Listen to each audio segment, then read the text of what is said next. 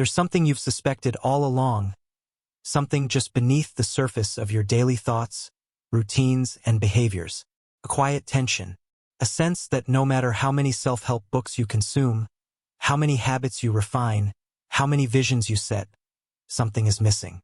Not in your effort, not in your sincerity, but in the depth of the transformation itself. Because most personal development scratches the surface, polishes the mask. It rearranges the furniture of the mind, but never questions the architect. And what we're going to do now, together, is strip that structure down to its subatomic foundation. This is quantum becoming, a journey of self-transformation that doesn't begin with motivation or mindset, but with the actual mechanics of reality, the unseen processes that govern how identity is shaped, how choice emerges, and how the self you call you isn't fixed but fluctuating, fluid, and infinitely rewritable. Not with affirmations, not with temporary tricks, but by aligning yourself with the way reality itself functions, quantum by quantum. Here's the truth most teachings avoid. You are not a stable self. You are not a story with a clean beginning, middle, and end. You are a living wave, constantly collapsing and recollapsing into form based on what you observe, believe, feel, and repeat. What this series unlocks is a radically different way of understanding who you are, not as a fixed being trying to grow, but as a quantum field of becoming waiting to be consciously collapsed into something new. You're going to learn how thought affects matter, how the past entangles with the present, why emotions don't just happen, but anchor timelines. You'll see how identity can be edited like software, how coherent energy creates external events. You'll uncover how language locks in probability, how rituals shift perception, and how synchronicities are not magical glitches, but direct feedback loops from the universe responding to your personal field. This isn't about manifesting wealth or attracting love, though those things naturally arise when your inner state aligns with new frequencies. This is about meeting yourself for the first time, not the version conditioned by trauma, repetition, or cultural programming, but the version you haven't yet become because you've never had access to the control panel behind the curtain. The reason this matters deeply practically is because you're already collapsing a version of yourself every day. You're already projecting a signal. You're already reinforcing identity loops through thoughts, speech, and behavior. The question is, are you doing it consciously? Or is the process happening automatically, driven by survival responses, outdated stories, and chemical addictions to emotion? Once you see that everything you think, feel, and do sends instructions into the quantum field, then the real game begins. Then change stops being about willpower and starts being about wavelength. You won't be trying to become better. You'll be learning how to shift into the version of yourself that already exists as a probability field, waiting for collapse. And as we go step by step through this process, you'll stop seeing identity as something you possess and start understanding it as something you perform in collaboration with reality itself. This series is built for people who are ready for more than feel-good advice. It's for those who sense there's an underlying structure to transformation that no one's ever properly explained. You'll get that structure, and not just intellectually, but in a way that reprograms the nervous system, shifts the emotional baseline, and brings clarity to your interactions with the world. Here's what we'll break down: how quantum theory relates to selfhood, why attention determines your reality, how identity forms and collapses, what timeline jumping actually means, how to make lasting changes using quantum laws instead of surface techniques. And most importantly, you'll experience your current self not as something to fix, but as something to transcend. Because the person watching this right now is just one version of you, and there are others already existing in probability, waiting to be remembered, chosen, and lived. Let's begin at the foundation. Before you can transform, before you can upgrade, you need to understand something most people never question. Who or what are you actually becoming? You may believe you have a personality, a story, a consistent self that moves through time. But from the lens of quantum mechanics, none of that is as stable as it seems. Your identity, as you've come to know it, is a constructed waveform, one that exists because you've observed it into being over and over. The concept of the self in a quantum context is not about traits or memories. It's about frequency, about probability. At the most foundational level, your brain is not just a data processor. It's a frequency emitter, a field projector. Each time you think, remember, or reflect, you're reinforcing a specific arrangement of energy. That arrangement becomes your code. And here's the reality. This code is not fixed. Quantum physics introduces a concept called superposition, where multiple states exist simultaneously until observed. At the level of selfhood, this means that there are countless potential versions of you coexisting in a field of probability. Only one collapses into experience. And which one? The one you feed with consistent attention and emotional energy. So what is identity, really? It's a collapsed wave. A version of you made real through repetitive attention, language, and emotion. You have not found yourself. You have repeated yourself into visibility. This is where transformation begins, not by adding on new beliefs, but by seeing the current version of you as simply one of many quantum potentials. Let's look deeper. Every thought you repeat sends a signal. Every emotional pattern emits a frequency. These frequencies instruct your nervous system and encode your perception. Your beliefs form an algorithm. Your behaviors reinforce the code. And the people you meet, the events you attract, they're all responding to this energetic blueprint. But here's the catch. This code is being written by you. Even when you think you're just reacting, you're broadcasting. You are collapsing outcomes by where you place your focus. This is not metaphor. This is physics. The famous double-slit experiment in quantum mechanics showed us that when particles are not being observed, they remain waves, pure potential. When observed, they collapse into particles, specific outcomes. In other words, reality itself responds to observation. And that means your internal state, what you observe, expect, and emotionally engage with, influences the form your life takes. Let's get practical. If you constantly observe yourself as anxious, guess what collapses? More anxious outcomes. If you emotionally engage with not enough, your field broadcasts scarcity. If you define yourself by your past, you entangle with it and replay its frequency. This is not psychological bias, it's quantum entanglement. Your personal field, the unique energetic signature of your thoughts, emotions, and focus, is constantly in feedback with the greater quantum field, and it's giving you back exactly what you are broadcasting.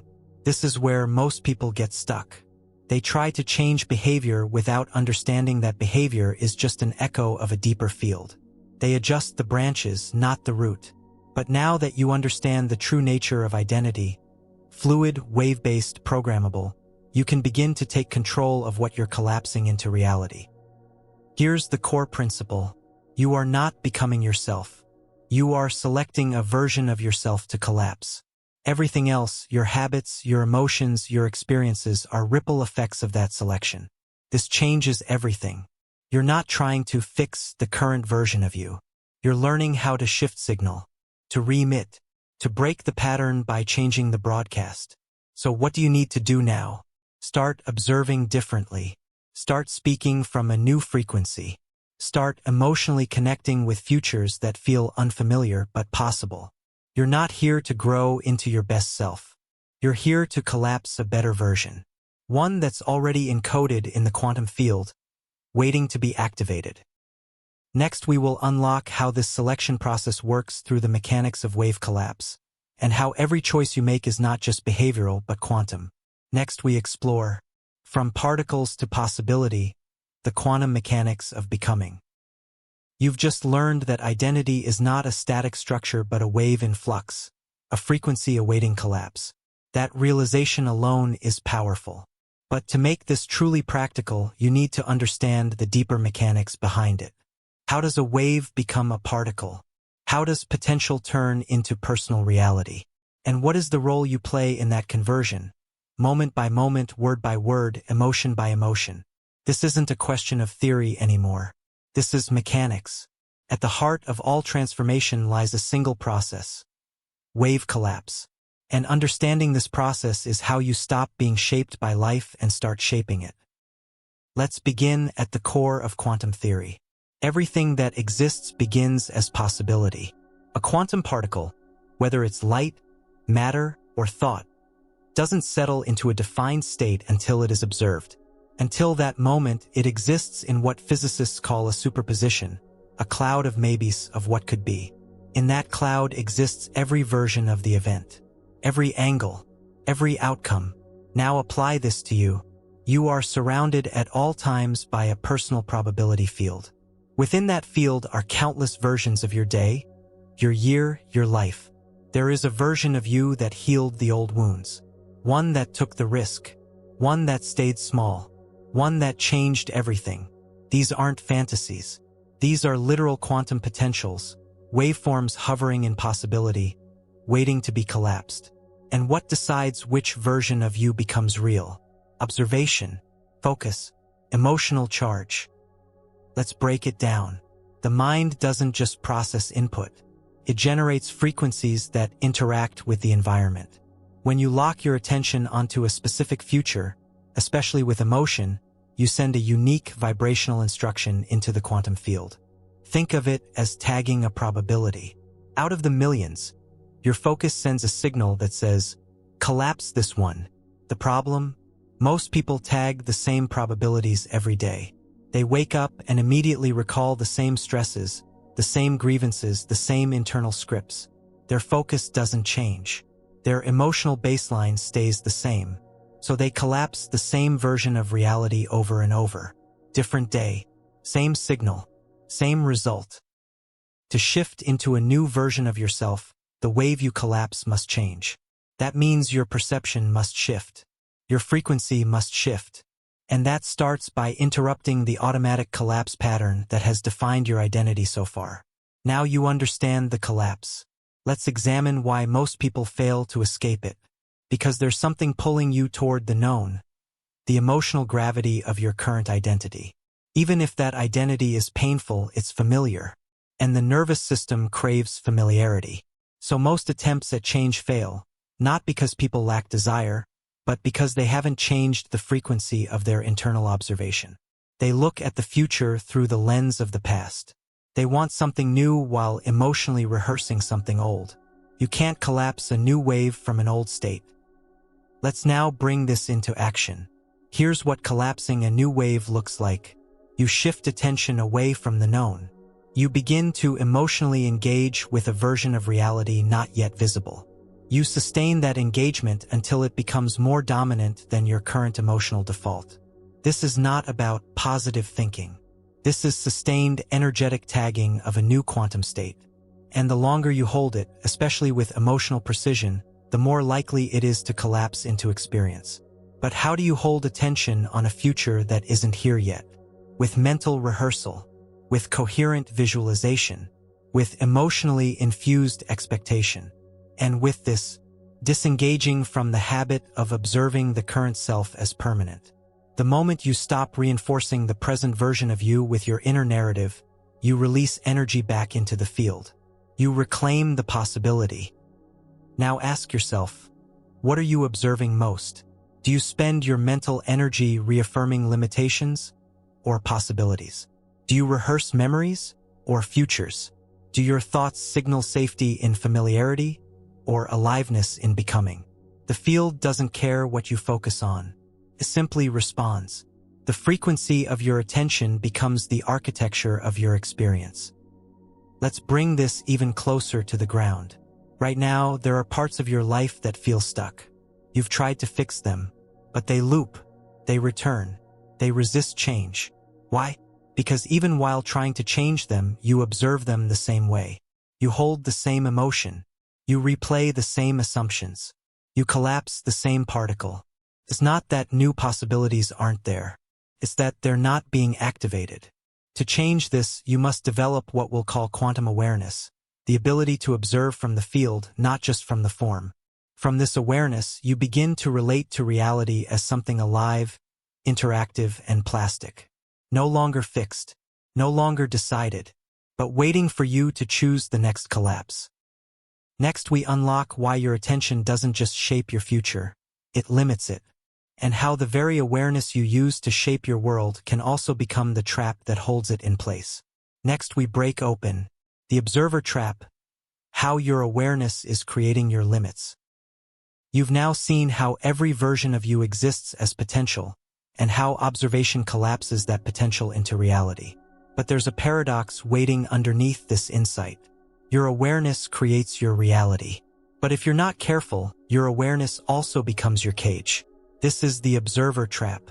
It's the moment when your capacity to influence becomes the reason you stop evolving. Let's unpack this.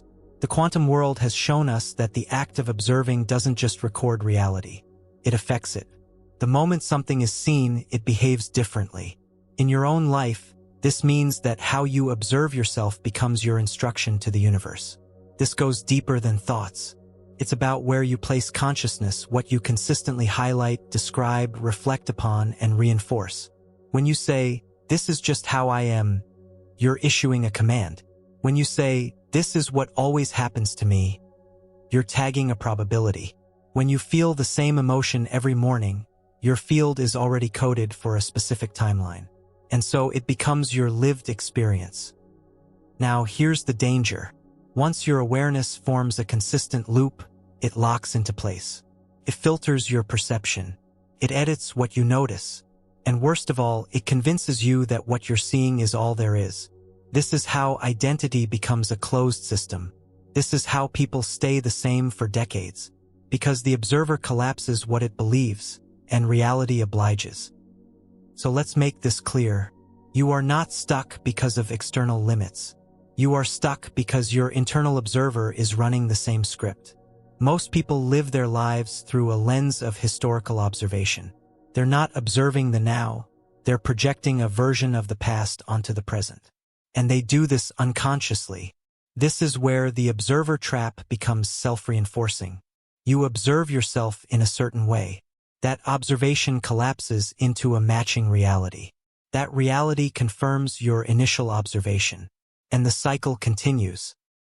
Let's illustrate this with an energetic pattern. If you observe that, "I'm always rejected," what happens? Your energy becomes guarded. Your body tenses. Your words subtly carry expectation of loss. People around you read that frequency, consciously or not. And so rejection comes not because it was destined, but because it was observed into being. Noticing this is how you start to break the trap. The trap doesn't exist in the world, it exists in the observer. This brings us to one of the most overlooked ideas in transformation.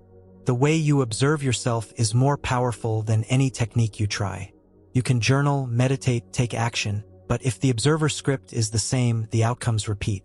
To change your life, you must change how you observe. That doesn't mean faking it. It means shifting your energetic lens. It means withdrawing attention from what's been and learning how to observe from what's becoming. This is a skill. You learn to see possibility where there was pattern. You train yourself to look for signal, not noise. You recondition the nervous system to expect difference. When this begins to happen, something shifts. You're no longer observing life. You're sculpting it. Let's bring in another concept here, identity tagging. Each time you think about yourself, you tag a version of you. You call up emotional evidence. You overlay assumptions. That tagged identity becomes your dominant waveform. And over time, you stop seeing anything outside it. Your awareness becomes narrow, reactive, self-confirming.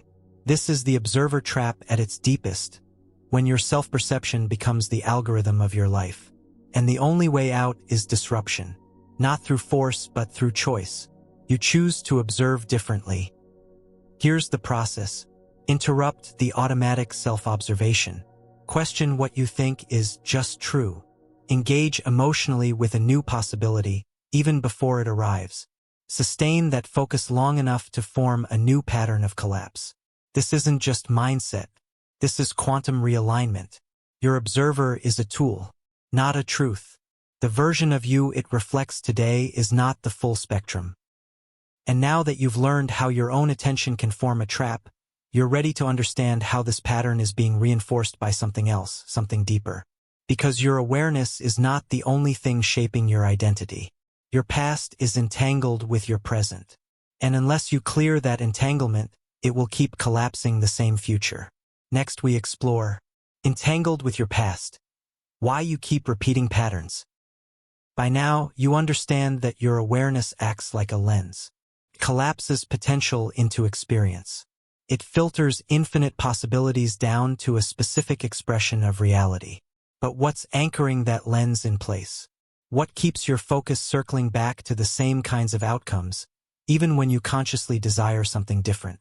The answer is not just habits or thoughts. It's entanglement.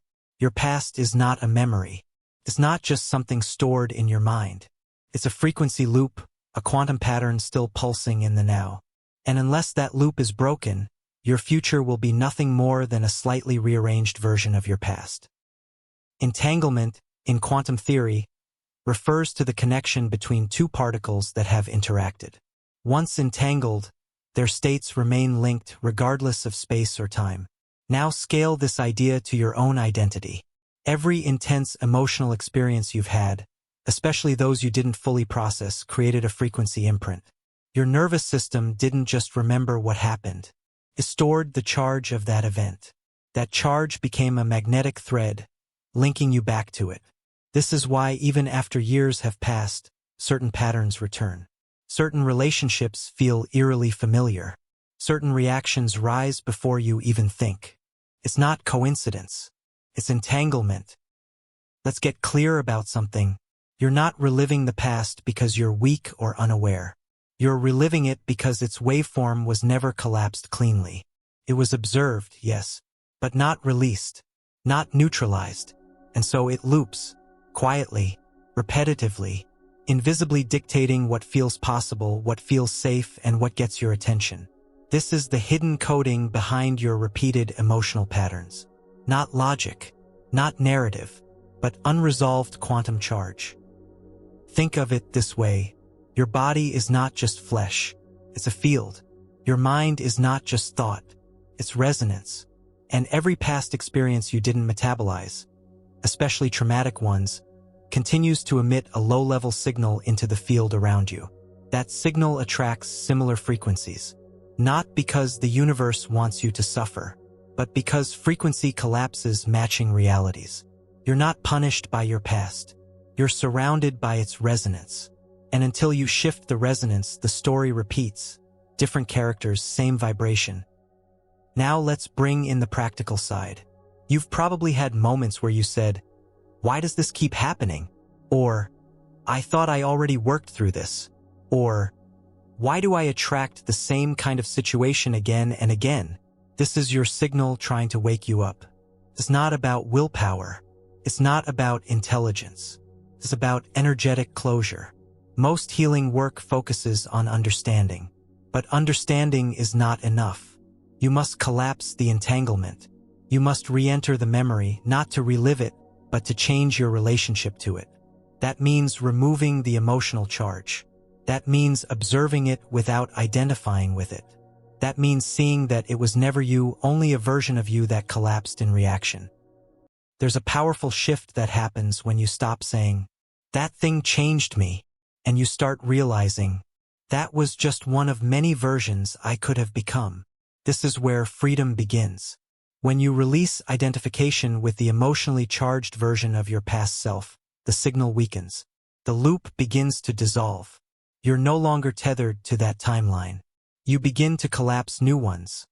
Ones that were always there, but unreachable through the old frequency. Now let's be direct. You can't collapse new possibilities while emotionally rehearsing your wounds. You can't inhabit the field of a future self while obsessively observing the victim. You can't become the version of you that is free if your identity depends on being hurt. This is the line. And you cross it by shifting your awareness, not by pretending the past didn't happen, but by refusing to let it be your signal anymore. You become the observer again, but this time from a higher resonance. Not to analyze, but to release. This kind of release doesn't always come from words. It comes from feeling without resistance, from breathing into the pain without narrating it, from choosing to be a different frequency, even when the old one begs to be kept alive. Because here's the truth. The past wants your energy, and it gets it every time you emotionally feed it. Every time you say, "That's just how I am." Every time you rehearse the betrayal, the abandonment, the shame. These aren't memories. They're energetic rituals keeping the old version of you in orbit. And the field listens. Once you understand this, you're ready to start consciously detaching from the emotional past. Not as denial, but as energetic precision. You begin to collapse the version of you that no longer needs to be right about being broken. That's when something radical happens. New timelines show up. New people enter your space. New emotions arise unprompted. Not because you tried to manifest, but because you stopped entangling. Now that you've started clearing the energetic hold of the past, you'll feel a moment of emptiness. A space between who you were and who you're becoming. That space may feel disorienting, but within it lies immense creative power. Next we go into that space. Next we face decoherence and identity death. The moment you stop being who you were. You've started pulling the cords. The emotional tethers to old versions of yourself are weakening. The resonance of your past is losing its grip. And now you arrive at a strange place. It's not yet freedom.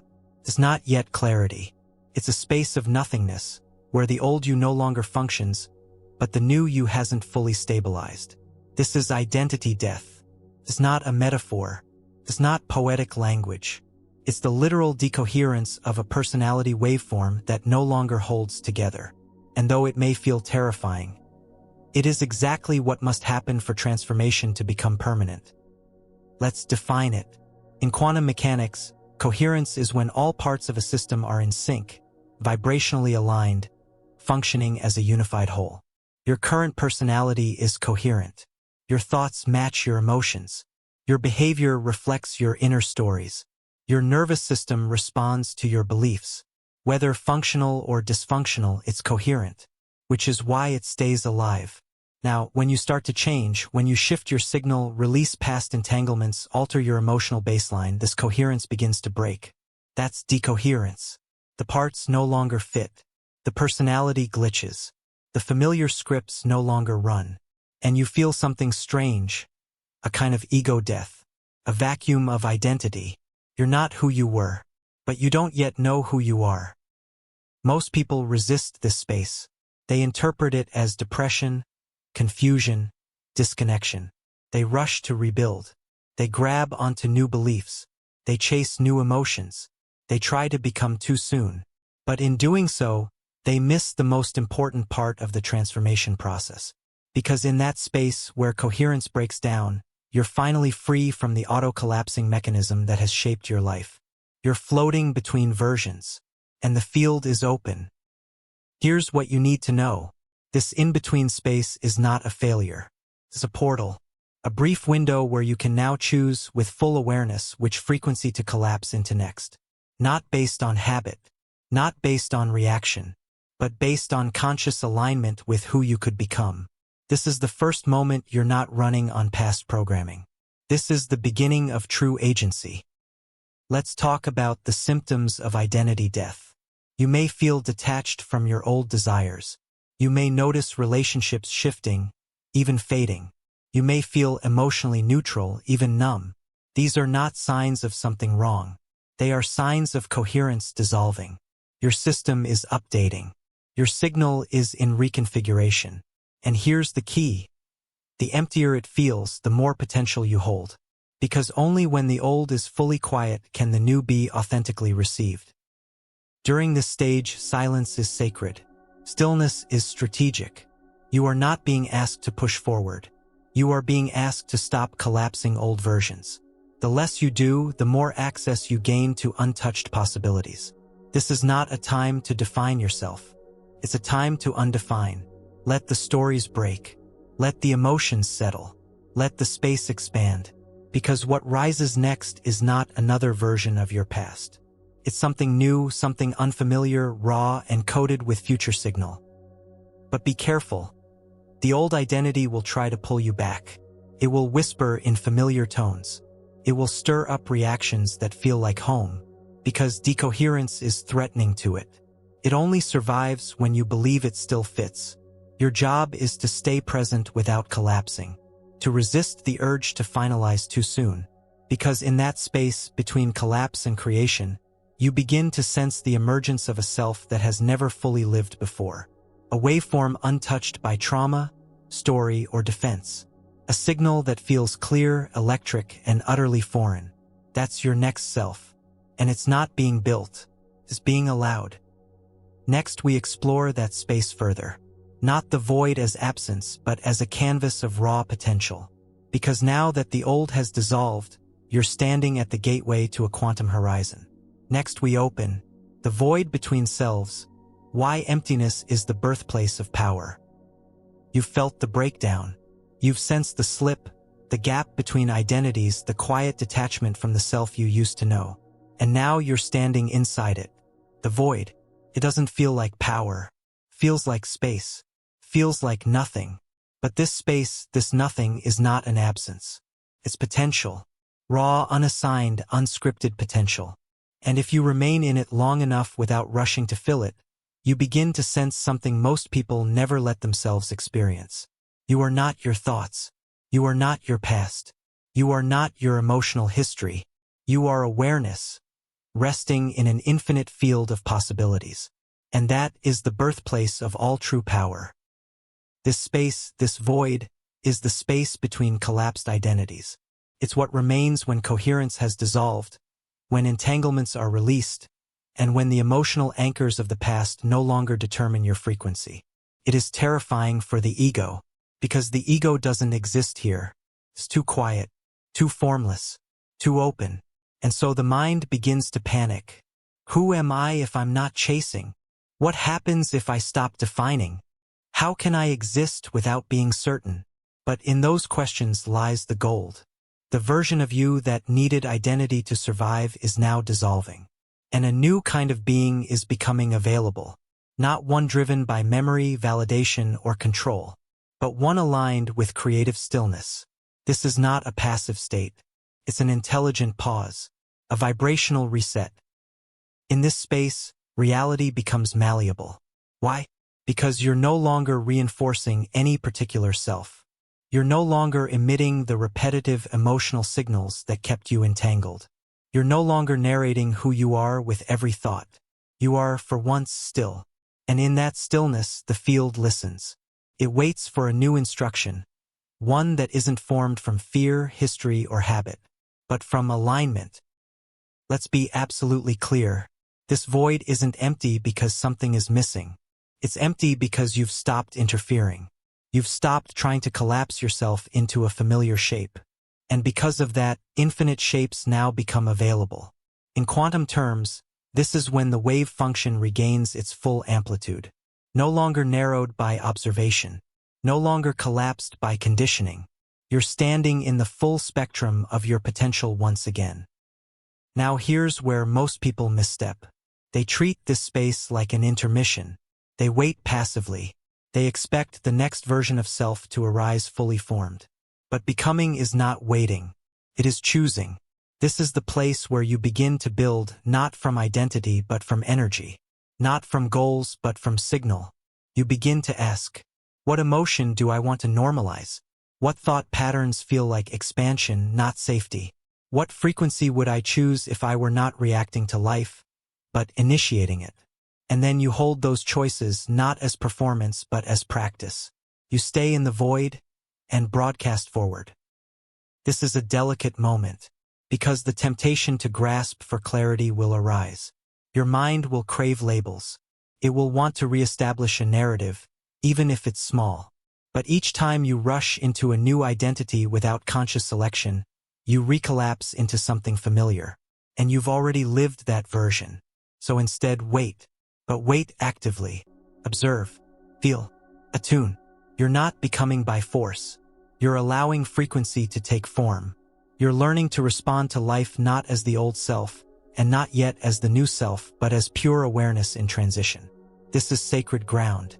And from here, you begin to intuit something radical. You never were a fixed self. You were always the field, shaping itself into temporary forms. Now you're ready to understand how the field responds to the instructions you give it, not just through thought, but through consistent resonance. Next, we explore how probability shapes into your current experience. how the quantum field is already mirroring back the version of the future you're emotionally signaling. Next, we unlock probability fields and personal reality. You're already living a version of the future. The void has cleared the static. Your old identity is no longer defining your perception. And now something subtle but powerful begins to emerge. A recognition. Not of who you want to become someday, but of the reality you're already in. Because whether you realize it or not, your current self is a selected version. Out of countless possibilities, you've collapsed this one. Your thoughts, emotions, choices, and beliefs have created a probability field. And the version of you sitting here watching this is the result of that field being made visible. You're already living a version of the future. The question is it the one you truly want? This concept of the already selected future can sound confusing at first, but here's how it works. The quantum field is not made of time. It's made of potential. Everything that can happen already exists in waveform. There's no linear path from past to future. There's a collapse of probability into experience.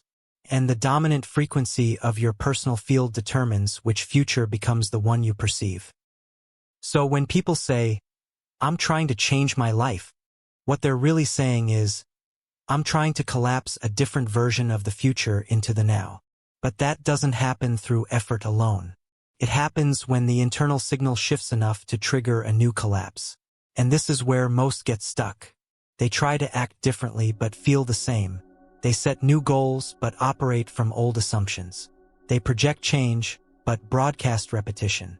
So they collapse a new image but not a new reality. Let's go deeper. Right now, you are emotionally conditioned to a specific future. It's not fantasy. It's not hope. It's the set of outcomes your body and brain are predicting based on signal.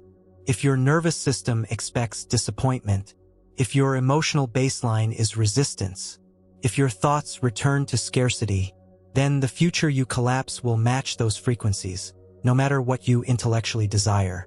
The field responds to coherence, not to fantasy. This means if you want to select a different version of your future, you must create a different vibrational base in the present. You do not become your best self by wanting it. You become it by broadcasting its signal in advance. This is the foundation of quantum creation. Signal comes first. Collapse comes next. Now here's the part that changes everything.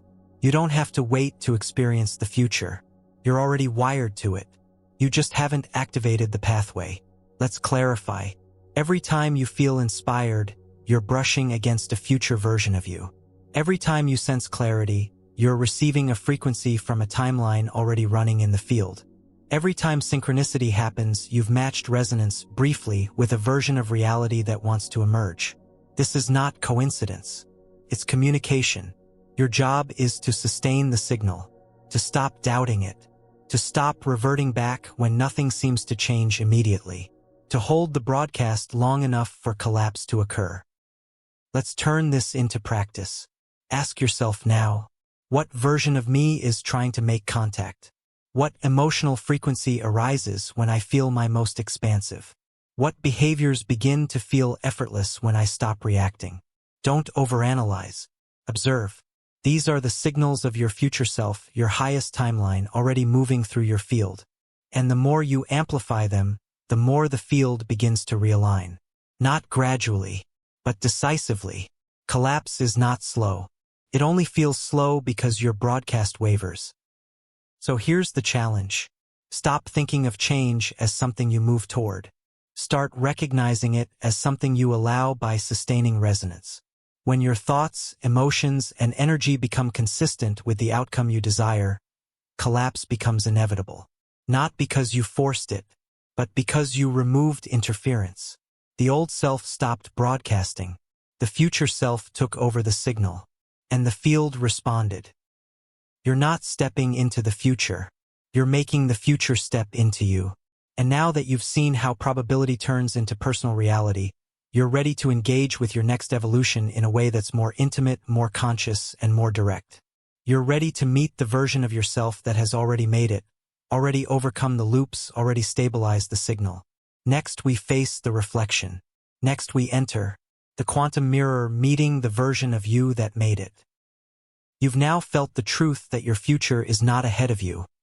It's encoded in the field around you. You're not reaching toward possibility. You're broadcasting which version of you will become visible. But here's the next leap. That version of you, the one that already made it, already healed, already embodies everything you've been trying to step into, isn't just real. It's accessible. And through the quantum mirror, you can meet it.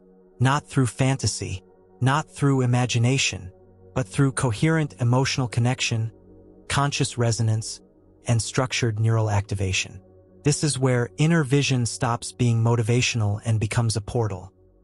Let's start with something vital. Your brain doesn't distinguish between real and vividly imagined experience.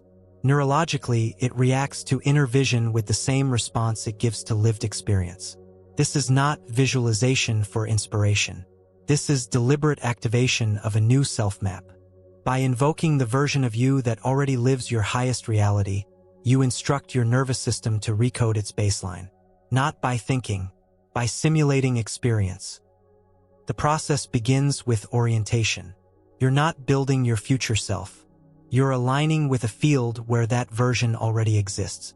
So ask, what do they think like? What do they say no to automatically? What energy do they hold in stillness? This is not guesswork. This is recognition, because somewhere in your field you already know. And when you sit with that knowledge, not as theory but as signal, you begin to phase match with the version of you that no longer doubts, no longer defers, no longer pretends. Now let's build the mirror. This is where you create a container, a consistent neural framework, for invoking and interacting with your chosen identity. Use these principles. Precision. Define their frequency in detail. Not their job or location, but their state of being. Emotion. Match their emotional tone. Feel it as now. No delay. Communication. Begin to dialogue internally. Not to seek advice, but to merge intention. This inner communication isn't pretend. It's quantum linking. Each time you connect with this identity, your cells adapt slightly. Your energy stabilizes. Your awareness refines. This is neuroplasticity as quantum toolset. Now the question, how do you sustain the presence of this version of you? Through ritualized rehearsal. Not repetitive habits for performance, but recurring acts of inner alignment. Here's how. Start the day not asking what needs to be done, but who you're choosing to be. Interact with your world through the lens of that self. Rehearse their energy in low-stakes moments until it becomes your baseline. You're not waiting for change. You're collapsing it through behavior. Each act becomes a signal. Each response becomes reinforcement. And before long, the mirror disappears. You're no longer reflecting someone else. You're being them. Let's now understand the final stage. Field integration. This is when your environment starts to reflect back the inner identity you've been aligning with. You start hearing different feedback. People respond to you differently. Opportunities arise with no visible cause. This is not external validation. It's the field matching the broadcast. It means you've reached quantum coherence. And coherence means collapse is not just possible, it's predictable. But one final truth must be understood. You cannot meet the version of you that made it while staying emotionally addicted to the one who hasn't. You must let go of loyalty to struggle. You must stop performing the story of limitation. Because every time you check in with who you've been, you interrupt the broadcast of who you're becoming. The mirror is not a visualization. It's a frequency match. And every day you hold it, you accelerate the merge. Next, we move from alignment to access. Because now that you've contacted your future self, it's time to shift into their reality through deliberate energetic tunneling. Next, we activate reality tunneling, shifting into your chosen future. You've recognized the version of you that already holds the life you're seeking. You've stood in the quantum mirror, matched frequency, felt the signal.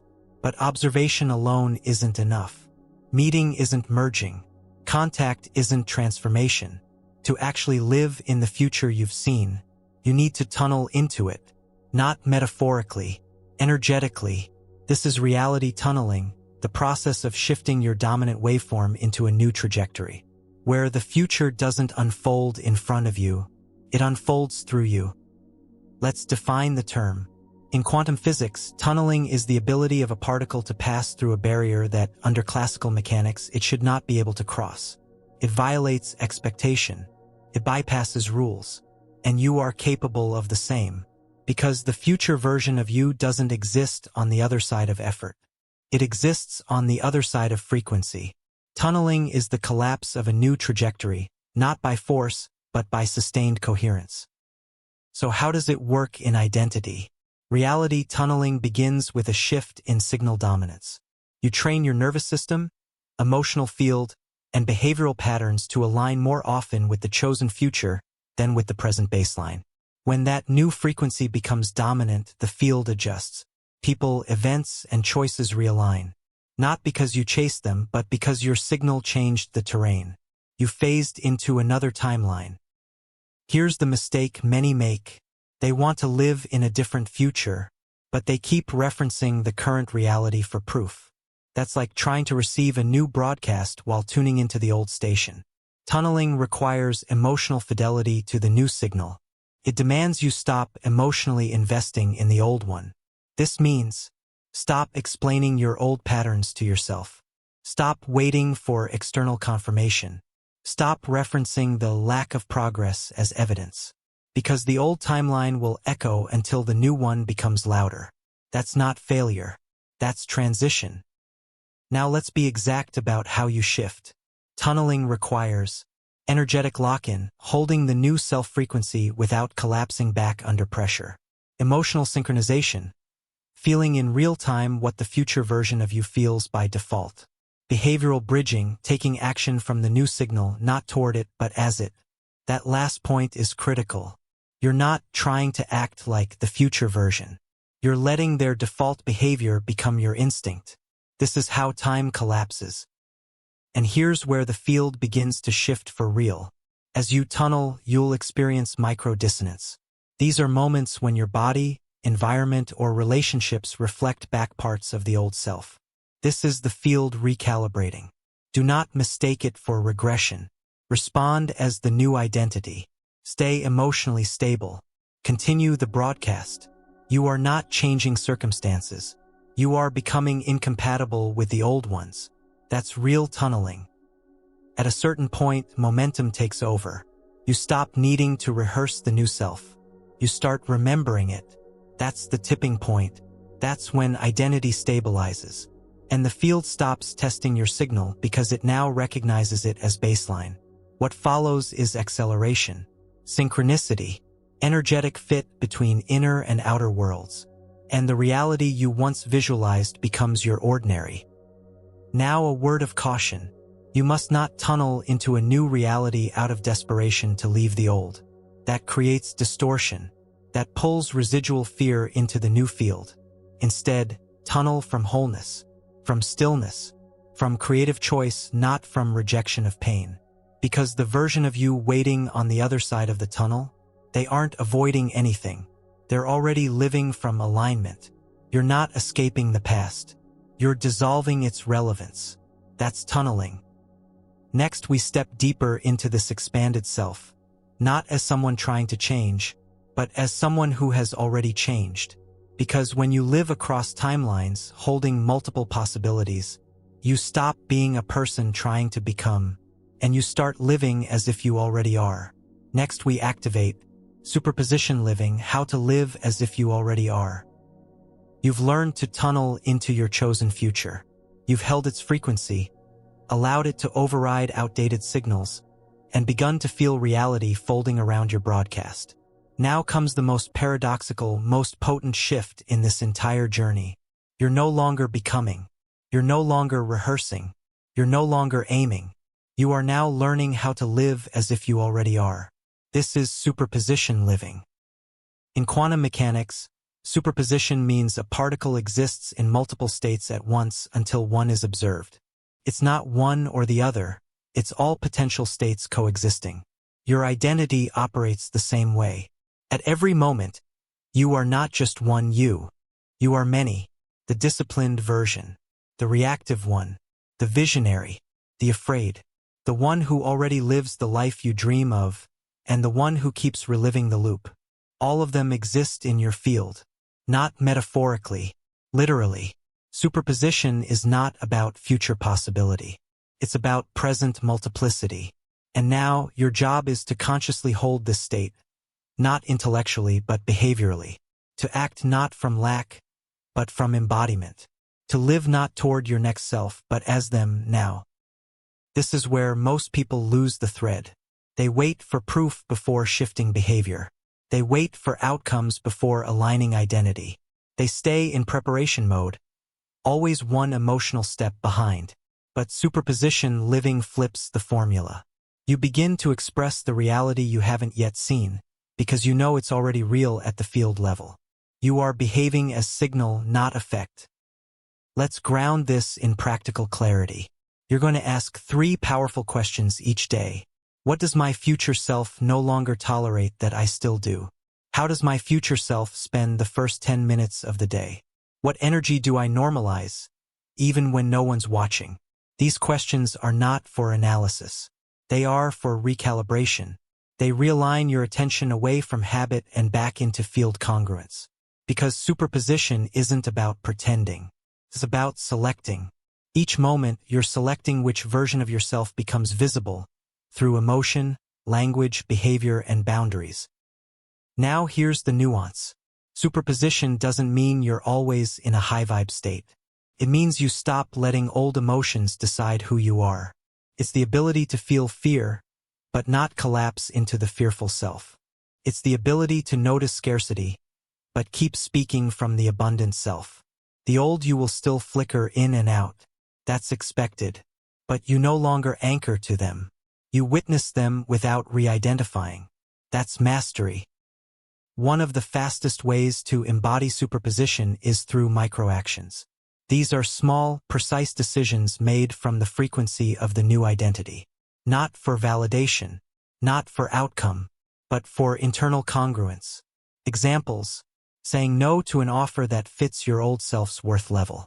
Speaking truth even when your nervous system wants to shut down. Choosing rest not as escape, but as sacred signal management. Each action broadcasts a message. This is who I am now. And the field listens. But beware of the most subtle trap, the desire to prove you've changed. Because the moment you act to be seen as the new self, you collapse into performative identity. That's no longer quantum. That's ego-based mimicry. True superposition needs no witness. It holds itself. It emanates truth, not theater. Now understand this. Your environment may lag behind. People may still reflect the version of you they've known. Circumstances may echo old patterns briefly. But your job is no longer to react. It's to sustain frequency until the field stabilizes. This is where reality begins to reorganize, not just through opportunity, but through resonance. You won't just notice new doors opening. You'll feel old doors fading in relevance. Your options shift, not because you hunted for them, but because you stopped being available for lesser timelines. That's the silent revolution of superposition. You are now holding multiple selves. You're moving between frequencies with grace. You're stabilizing a future that feels native, not distant. But there's still one thread pulling at your field, one deep mechanism keeping even your superposition in orbit around the familiar. Your nervous system is chemically wired to your current identity. And until that wiring shifts, your body will keep pulling you back. Next, we address this fully. Next, we unravel why you're addicted to being you and how to break free. You've learned to hold the future version of yourself with increasing clarity. You've begun acting from that place. You've stopped chasing and started collapsing. And yet, you still feel resistance. You still fall back into patterns you thought you'd left behind. You still emotionally echo a self you're trying to outgrow. This isn't sabotage. It's addiction. Not to substances, but to self. Because your current identity isn't just mental. It's chemical. And your nervous system is hooked on the biochemical signature of who you've always been. Let's be precise. Every emotion you feel, fear, anger, guilt, excitement, triggers a cascade of neurotransmitters and hormones. These chemicals saturate your system. They tell your body, this is who we are. And when you repeat those emotional states daily, your cells begin to expect them. Not because they're good for you, but because they're familiar. Familiarity becomes survival, even when it hurts. This is biological loyalty. So when you try to shift, when you raise your frequency, act as your future self, break an old pattern, your body panics. Not because the new state is wrong, but because the chemical absence of the old one feels like danger. You're withdrawing from identity, and your body, like with any addiction, fights to restore the fix. This is the cycle. You hold a new vibration. Your nervous system detects deviation. Old chemicals surge. Old emotions reappear. You collapse back into the known. It's not weakness. It's biochemical inertia. Now that you see it, you can interrupt it. Not through willpower, but through reconditioning. This is how. Step 1. Witness without reacting. When the old emotion rises, pause. Don't narrate it. Don't argue with it. Let it burn without reinforcement. This is withdrawal.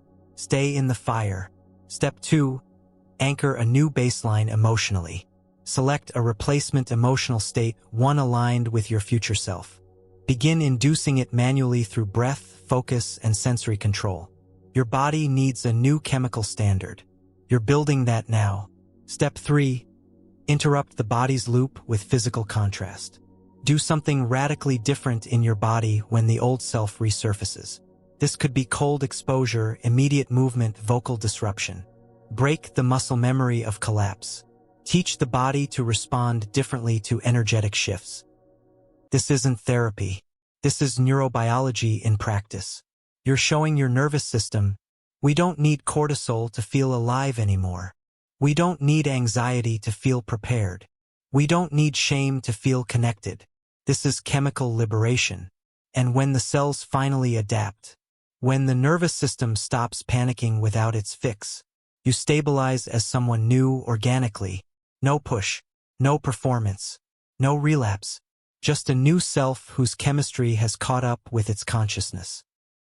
Here's a reality few understand. Transformation isn't hard because the goal is far. It's hard because your biology keeps dragging you backward. And no future will fully collapse until your body feels safe in its frequency. That's your work now. Not to feel better, but to rewire what safe means. Let joy feel safe. Let peace feel familiar. Let clarity become your default charge. You are not at war with yourself. You are re-educating your nervous system. Next, we explore how your thoughts, far from being random, carry actual structure and geometry, shaping the way your biology responds and your external world conforms. Next, we decode Cymatics of self, how thoughts sculpt your biochemical reality. You've started breaking the emotional addiction to your old self. You're no longer fully collapsing into the same reactions, the same chemical loops, the same identity grooves. Now the field around you is becoming more malleable. Your nervous system is more available. But there's something even deeper to understand, something hidden in plain sight. Your thoughts aren't just mental noise. They are frequencies. They have form. And they sculpt your biochemical landscape. This isn't philosophy. It's physics. This is the cymatics of self. Let's start with the word. Cymatics is the study of visible sound and vibration. When sound waves pass through a medium, like sand or water, they organize it into shapes, patterns, and geometric forms. This isn't random. Each frequency produces a unique, structured visual. Change the frequency and the pattern changes. Now scale this to the body. Your thoughts are not silent. They are vibrational signatures that move through your nervous system and energetic field, creating structure. Your tissues, hormones, and even immune responses adapt to these frequencies. Over time, your body becomes shaped literally by your internal broadcast. That broadcast is built from thought. Now, most people never examine the geometry of their thought patterns. They just repeat the same structures, unconsciously reinforcing emotional states that create coherence, just not the kind they want. Negative thoughts aren't just concepts. They're destabilizing frequencies that break energetic symmetry. And when thought patterns become repetitive, they crystallize. That crystallization becomes your emotional posture, your physiological rhythm, your baseline vibration. That's why certain people radiate anxiety even before they speak. Why others exude calm without saying a word. It's not personality. It's the shape of their thought field. Let's break this down practically. When you repeat a thought like, "I'm always behind," you're not just stating something. You're generating a frequency that contracts the field. You're activating cortisol. You're narrowing perception. You're pulling energy away from intuitive centers. Over time, this waveform becomes default, and everything in your outer world adjusts to support that collapse. Opportunities that require boldness feel unreachable. Conversations that require presence become exhausting. Vision narrows, not because reality is rigid, but because your geometry is stuck. So how do you reshape it? Not by forcing new thoughts, but by changing the resonant field that thoughts emerge from. Let's define that. Your dominant emotional state determines the shape and tone of the thoughts you receive. Low-frequency states attract fragmented thought structures. High-frequency states generate coherent, organized, future-aligned thoughts. You don't think to feel better. You feel better to think differently. That's the reversal. Here's how to begin. Step 1. Stop treating thought as truth. A thought is a wave, not a verdict. It only becomes form when you emotionally anchor to it. Step 2. Create interruption through sensory shift. When an old thought loops, change your sensory input. Stand, move, exhale loudly. Shake the pattern at the physical level. This breaks the shape. Step 3. Use sound and breath to reset cymatic harmony. Sound is the original shaping tool. Chanting, humming, breath toning. These are not esoteric. They are vibrational interventions. They reset field coherence instantly. Step 4. Induce emotion first, then choose thought. Your nervous system is thought sculptor. Feel clarity. Feel precision. Then allow thought to arise from that frequency, not before. Now your thoughts match the geometry of the self you're becoming. Let's also be clear. You don't need perfect thoughts to transform. You need coherent ones. Coherence isn't positivity. It's resonance between thought, body, and energetic intent. When all three align, the cymatic field reorganizes. Your posture shifts. Your blood chemistry adjusts. Your field transmits precision. This is what others feel as presence. Not charisma, not force, but inner symmetry. And the world responds accordingly. Now something incredible happens. When your cymatic field stabilizes, it begins to self-correct. Old thoughts can't attach. Incoherent environments become unbearable. Your perception begins to sort for truth, not trauma. You stop reacting. You begin emitting. Thoughts no longer dictate your reality. They become tools of reality selection. That's the shift. You've now reshaped the mental framework. But to make it stick, you need a deeper kind of reflex, one that doesn't require thinking at all. You need to install emotional reflexes that instantly stabilize the new field before the old one even has a chance to return. Next, we initiate quantum triggers, installing new emotional reflexes. You've seen how thought creates structure. You've felt how frequency precedes behavior. And now you're ready for the next layer. The system that decides everything before you think. Your emotional reflex, not conscious emotion, not evaluated feeling, but the automatic response your body gives when pressure, uncertainty, or disruption enters your space. This is what governs 95% of your life, and most people never rewire it. They try to change behavior while running the same core emotional loops. They read new ideas but respond with old chemistry. They speak transformation but flinch into fear when reality asks for proof. You're not doing that anymore. This chapter is about installing new emotional reflexes, so that the future self isn't something you recall, it's something that activates without needing a signal. First, understand what a reflex is. It's a learned biological shortcut, an unconscious nervous system response to stimulus. It happens too fast for the conscious mind to intercept. Which means, If your body is reflexively defensive, you will collapse new opportunities unconsciously. If your baseline reflex is shame, you will seek situations that confirm it, just to feel chemically balanced. If your default is control, you will sabotage flow-based experiences before they can even stabilize. You're not flawed. You're conditioned. And now we override that conditioning. To install a new emotional reflex, you must bypass the mind and go straight to the body. This happens in 3 steps. 1. Identify your default reflex. What's the emotional state your system collapses into when threatened? Notice it. Name it. Is it tightness? Withdrawal? Judgment? Numbness? This is your primary emotional loop. It's the anchor of your current identity. 2. Induce a disruption pattern. When that emotion starts, don't resist it. Instead, do something opposite. Not mentally, physically. Smile. Open your hands. Breathe longer out than in. Your body must become the interruption. This sends a shock wave into the pattern. 3. Inject the chosen signal. Now activate the emotional state you want to be automatic. Peace in chaos. Gratitude in uncertainty. Humor in intensity. Not as performance, but as your programmed response. You do this again and again until the new signal fires first. This is how high performers remain composed. How certain individuals seem immune to chaos. They've programmed their field to emit coherence before reactivity can take hold. It's not magic. It's nervous system training, and it gives you full-spectrum command. Let's move deeper.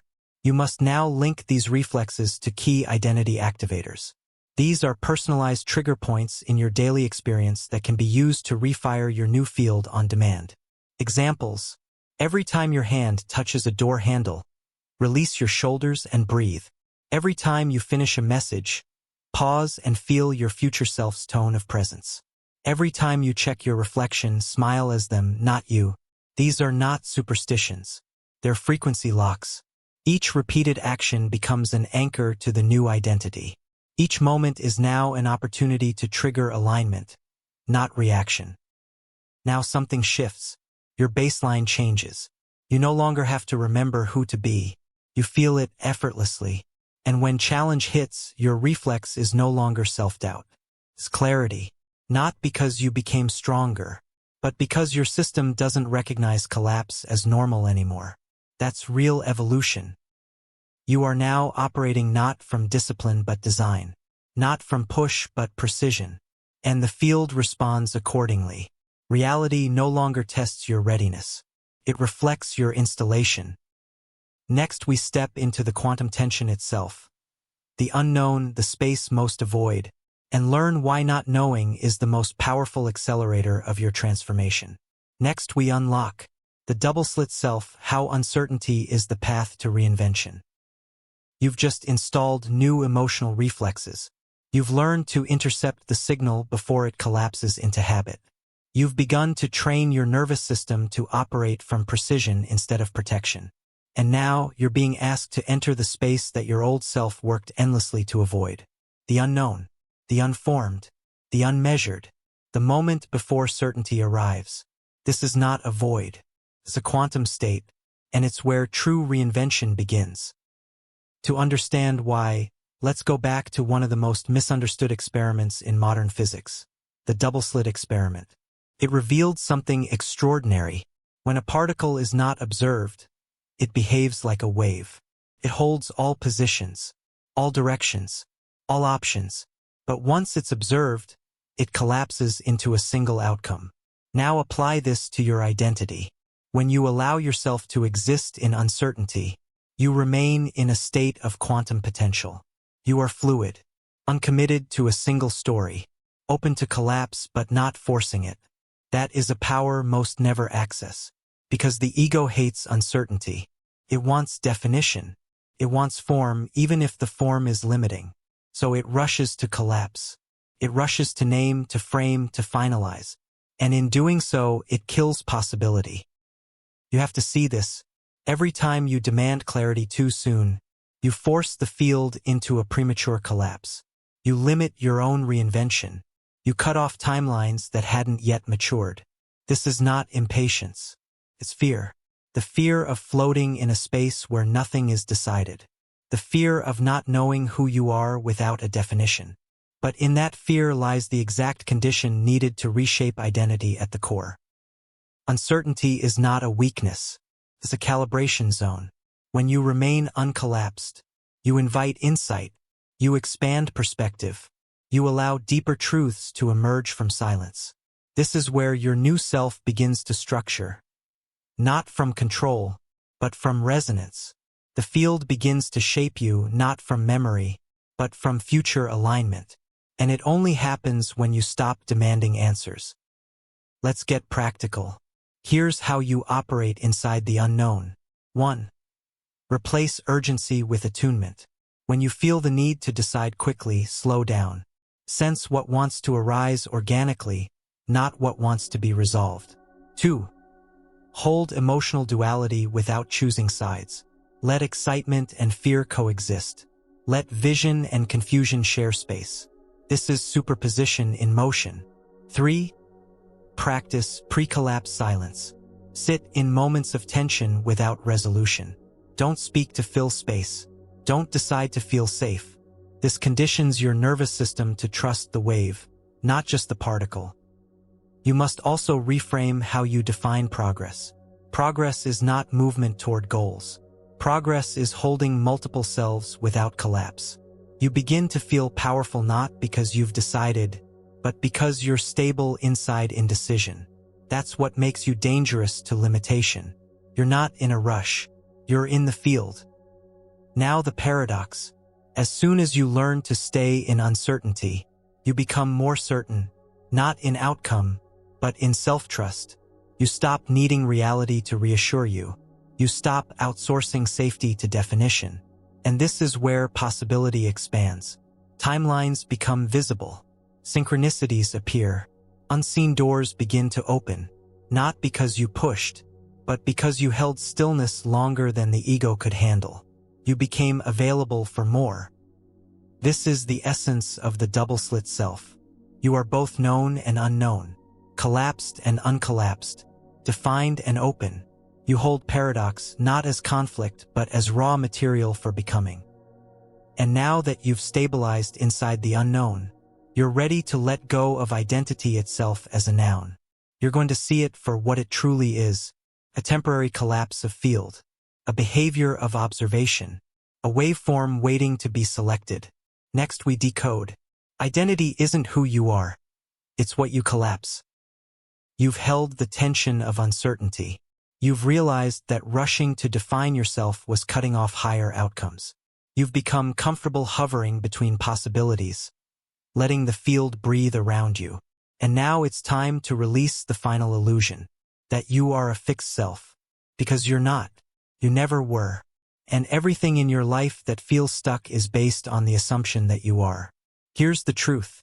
Identity isn't who you are. It's what you collapse. Let's break this wide open. Each time you observe yourself, you perform a collapse. That observation stabilizes a specific frequency. That frequency becomes behavior. That behavior reinforces environment. And that loop is what you call personality. But it's not fixed. It's a snapshot, a selected frequency, a collapsed wave from an infinite spectrum. You don't have a core identity. You have a pattern of collapse. Change the pattern, and a new version of you becomes just as real as the old one. But here's where it gets tricky. Most people fall in love with their collapse. They become attached to it. Not because it empowers them, but because it feels familiar. They say, I'm the kind of person who I've always struggled with. I know myself too well to. Each of these is an instruction to the field, not a truth, command. And the field responds by replicating it. So here's your liberation. You are not the collapse. You are the field that chooses what to collapse. You are not the identity. You are the consciousness behind identity. And the moment you stop believing in your personality as a permanent object, you reclaim the ability to shift with absolute freedom. Now we train that skill. Step 1. Track the collapse cues. Notice what triggers you to return to the old self. Is it rejection? Uncertainty? Visibility? That's the moment of collapse. Catch it. Name it. Step 2. Delay the collapse response. Add a gap between observation and behavior. Take one breath. This creates space for a different frequency to emerge. Step 3. Broadcast a new collapse instruction. Instead of reacting, emit. Decide how you want the field to respond and speak, move, feel from there. This isn't pretending. This is directing the collapse. Now something profound begins to occur. You stop expecting identity to explain everything. You stop saying, "That's just how I am." You start choosing versions of yourself based on signal alignment, not survival. You begin to design reality through energetic authorship. Because you're no longer describing who you are. You're selecting who you're becoming. Let's go further. Identity can be broken into 3 layers. The historical self based on memory and pain. The performed self based on validation and image. The collapsing self based on conscious alignment with a chosen waveform. You've lived mostly in the first 2, but now you're stabilizing in the 3rd. This is quantum authorship. This is conscious waveform collapse. This is reality as creative reflection. You say, "I am," and the field says, "Then let it be so." From this place, relationships change. Decisions clarify. Outcomes accelerate. Not because you know more, but because you're collapsing more precisely. Identity is no longer a mystery to solve. It's a tool to wield. You are not discovering who you are. You're realizing that who you are is simply what you decide to make visible. Next, we amplify this even further by examining how the universe doesn't just respond to identity, but reflects it back to you in waves of feedback, synchronicity, and mirrored circumstances. Next, we explore the feedback loop, how the universe mirrors your quantum signature. You've begun to collapse identity consciously. You've seen that you are not a fixed personality, but a selector, deciding which version of yourself becomes visible moment by moment.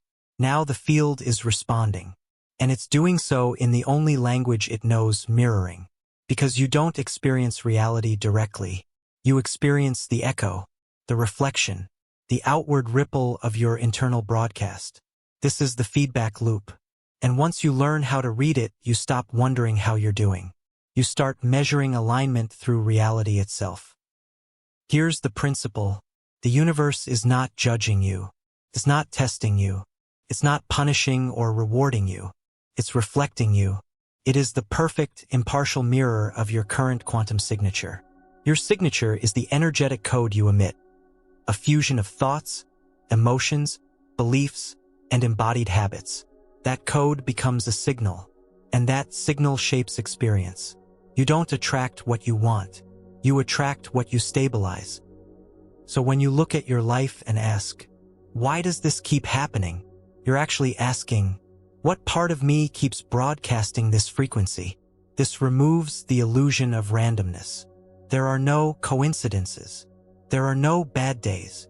There is only signal and reflection, input and output. That's the loop. Now here's where it becomes useful. The feedback loop is not here to confirm your identity.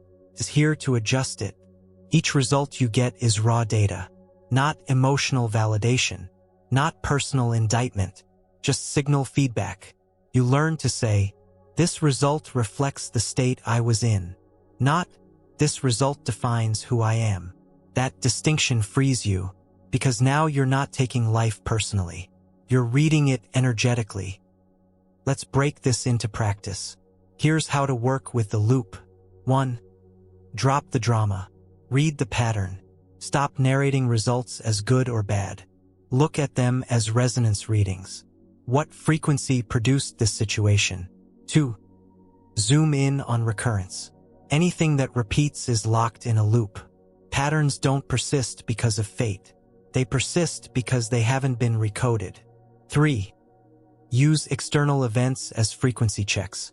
When someone ghosts you, when an opportunity falls through, when an unexpected gift appears, don't react. Pause and ask, what signal did I just receive a mirror of? Now let's take this further. The loop becomes precise when you become coherent, which means when your thoughts, emotions, and behaviors stop contradicting each other. Coherent field sends a clean signal, and a clean signal receives a clean reflection.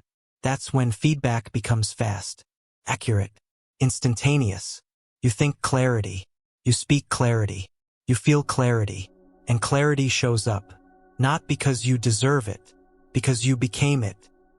But most people send mixed signals. They visualize abundance while feeling scarcity. They say they want love but fear vulnerability. They ask for opportunities while hiding from visibility. And then they call the results confusing. It's not confusing. It's just fragmented. The signal is split, so the reflection is blurry. This is why alignment matters more than action. When your field is aligned, small actions create big shifts. When your field is scattered, massive action creates noise. You don't need to do more. You need to emit more cleanly. And when you do, the loop tightens. Reality responds faster. The delay between intention and outcome shrinks. You become synchronized. This is where feedback becomes guidance. You no longer look outside to validate your state. You look outside to read your signal's current expression. And then you adjust. Not reactively, but intentionally. You become a calibrator, a tuner, a field manager. Now be warned, this level of self-honesty will burn off every excuse. You won't be able to blame luck. You won't be able to play victim. You won't be able to say life is unfair, because the loop doesn't care about your story. It responds to your signal. But this is also your liberation, because if your signal created it, then you can recode the signal and change the output. That's power. You're no longer in a mysterious world. You're in a living system of mirrors, and you are the source of every reflection. But there's one piece that must now come online. Feedback becomes powerful only when the signal you emit is stable, consistent, and emotionally coherent. That's the next phase. Next we build emotional coherence, the hidden frequency that changes everything. You've seen how the universe mirrors your signature. You've understood that feedback is not about reward or punishment. It's about signal alignment. And now you're ready to learn what makes that signal truly effective. Not thought, not belief, not intensity, but emotional coherence. Because the most powerful broadcast you will ever emit doesn't come from your goals. It comes from your state. Let's define it. Emotional coherence is when your heart, brain, and field are operating in vibrational harmony. There is no internal conflict, no mixed message, no gap between what you feel and what you say. You are one signal, pure, resonant, magnetically stable. That signal moves through your cells. It moves through your relationships. It moves into the quantum field and collapses reality to match. Now compare that to the opposite, emotional incoherence. This is the norm for most. They think positive but feel fear. They act confident but vibrate shame. They ask for love while radiating distrust. This creates a split signal. And the field responds with confusion, delay, or distortion. The reflection doesn't match. Outcomes stall. Reality doesn't trust your vibration. Why? Because the quantum field responds not to surface emotion, but to deep vibrational patterns. When your inner state is unstable, the signal cannot lock onto a matching timeline. You're collapsing partial realities, probabilities that can't fully materialize. You must learn to sustain coherence, not occasionally, but as your new baseline. Here's the formula. Thought plus emotion plus nervous system stability equals coherence. Not hype, not intensity, stability, the ability to hold a feeling without leakage. That's coherence. Let's bring this to practice. 1. Identify leaks in the field. When do you feel good but immediately undercut it? When do you visualize something but feel guilty afterward? When do you speak a truth but shrink as soon as you're heard? These are energetic leaks. Seal them. 2. Build emotional integrity in micro moments. When someone says, "How are you?" answer from coherence. When you make a decision, check for internal emotional agreement. If your body says no, don't say yes. 3. Use the body as coherence anchor. Heart-centered breathing, slow exhalation, stillness with awareness. Your nervous system is the conductor. Train it. You must also learn to stop chasing high states and start stabilizing clear ones. Excitement fades, joy spikes, but coherence persists. It's the clean, grounded, steady rhythm of alignment. It's less emotional fireworks, more vibrational tone. You're no longer trying to feel amazing. You're choosing to feel true. And when coherence holds, miracles become logistical. Synchronicities don't feel magical. They feel inevitable.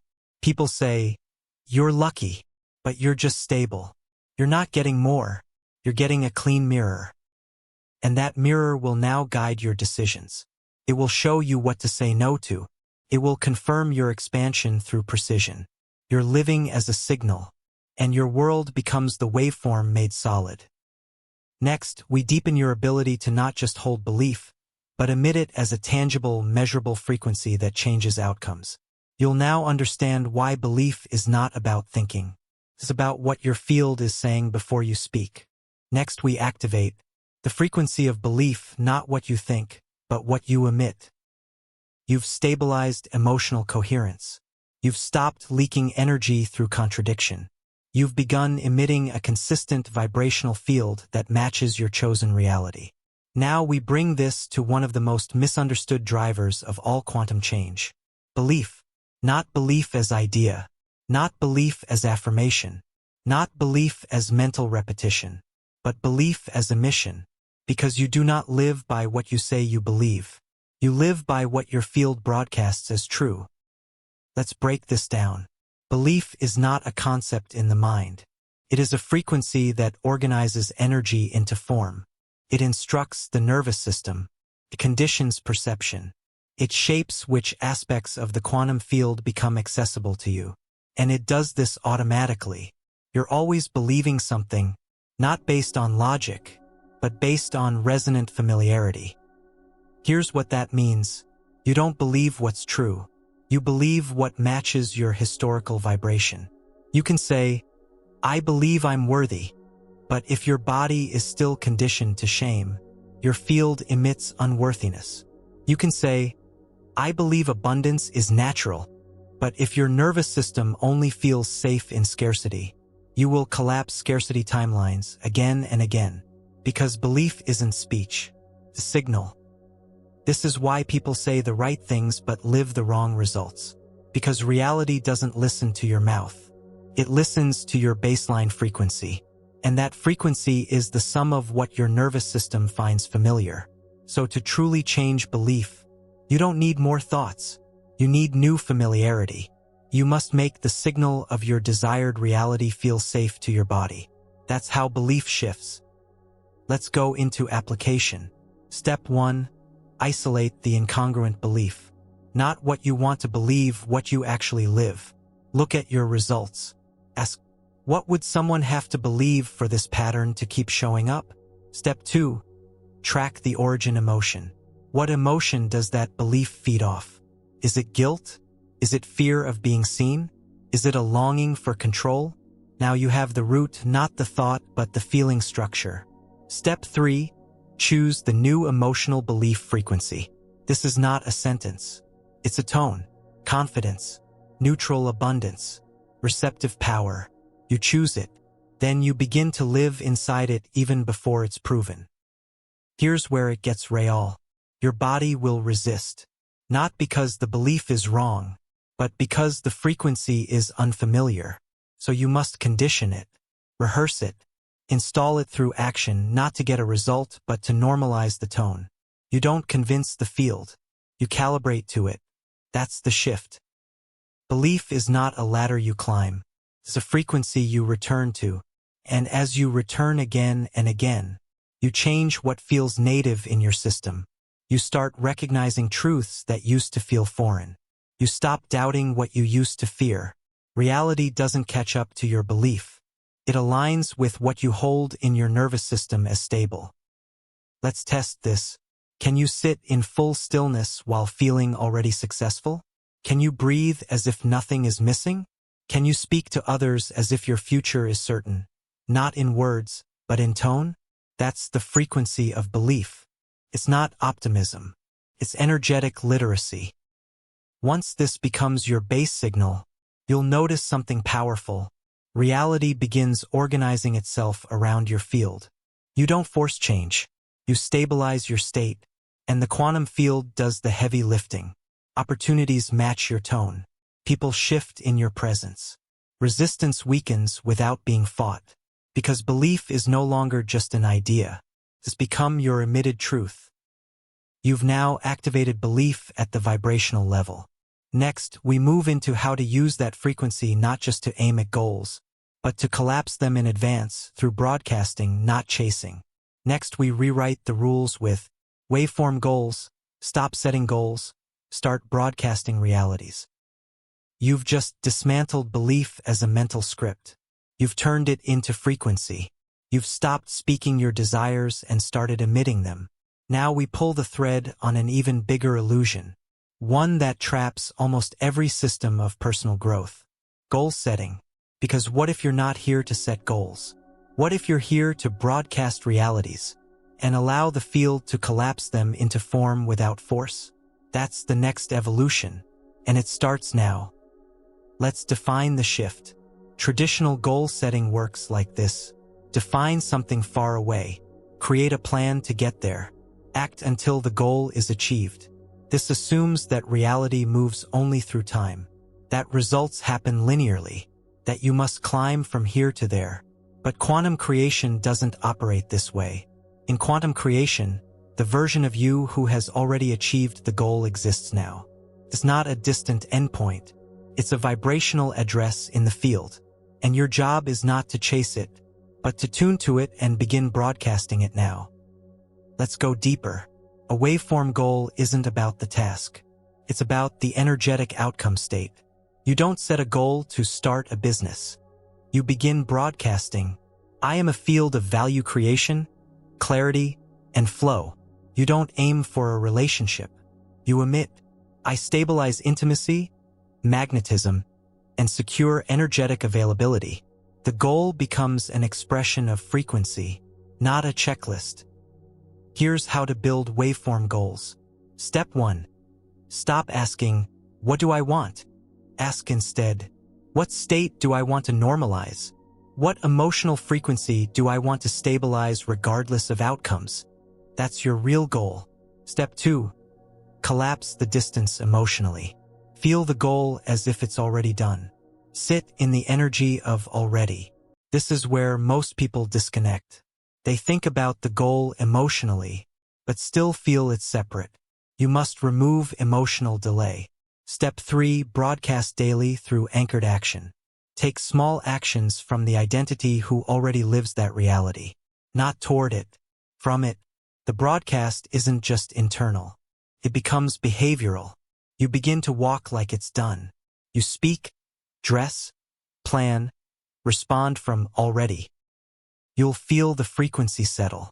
And then, quietly, reality begins to fold around it.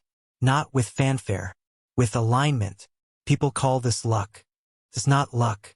It's coherence becoming visible. Now here's where goal setting becomes obsolete. When you operate from waveform broadcast, you stop fixating on steps. You stop negotiating with circumstances. You stop needing timelines. You become a signal. You emit reality, and results begin to move toward you, not because you deserve them, because your frequency has become unavoidable. This will trigger your old self. It will want milestones. It will want metrics. It will want certainty.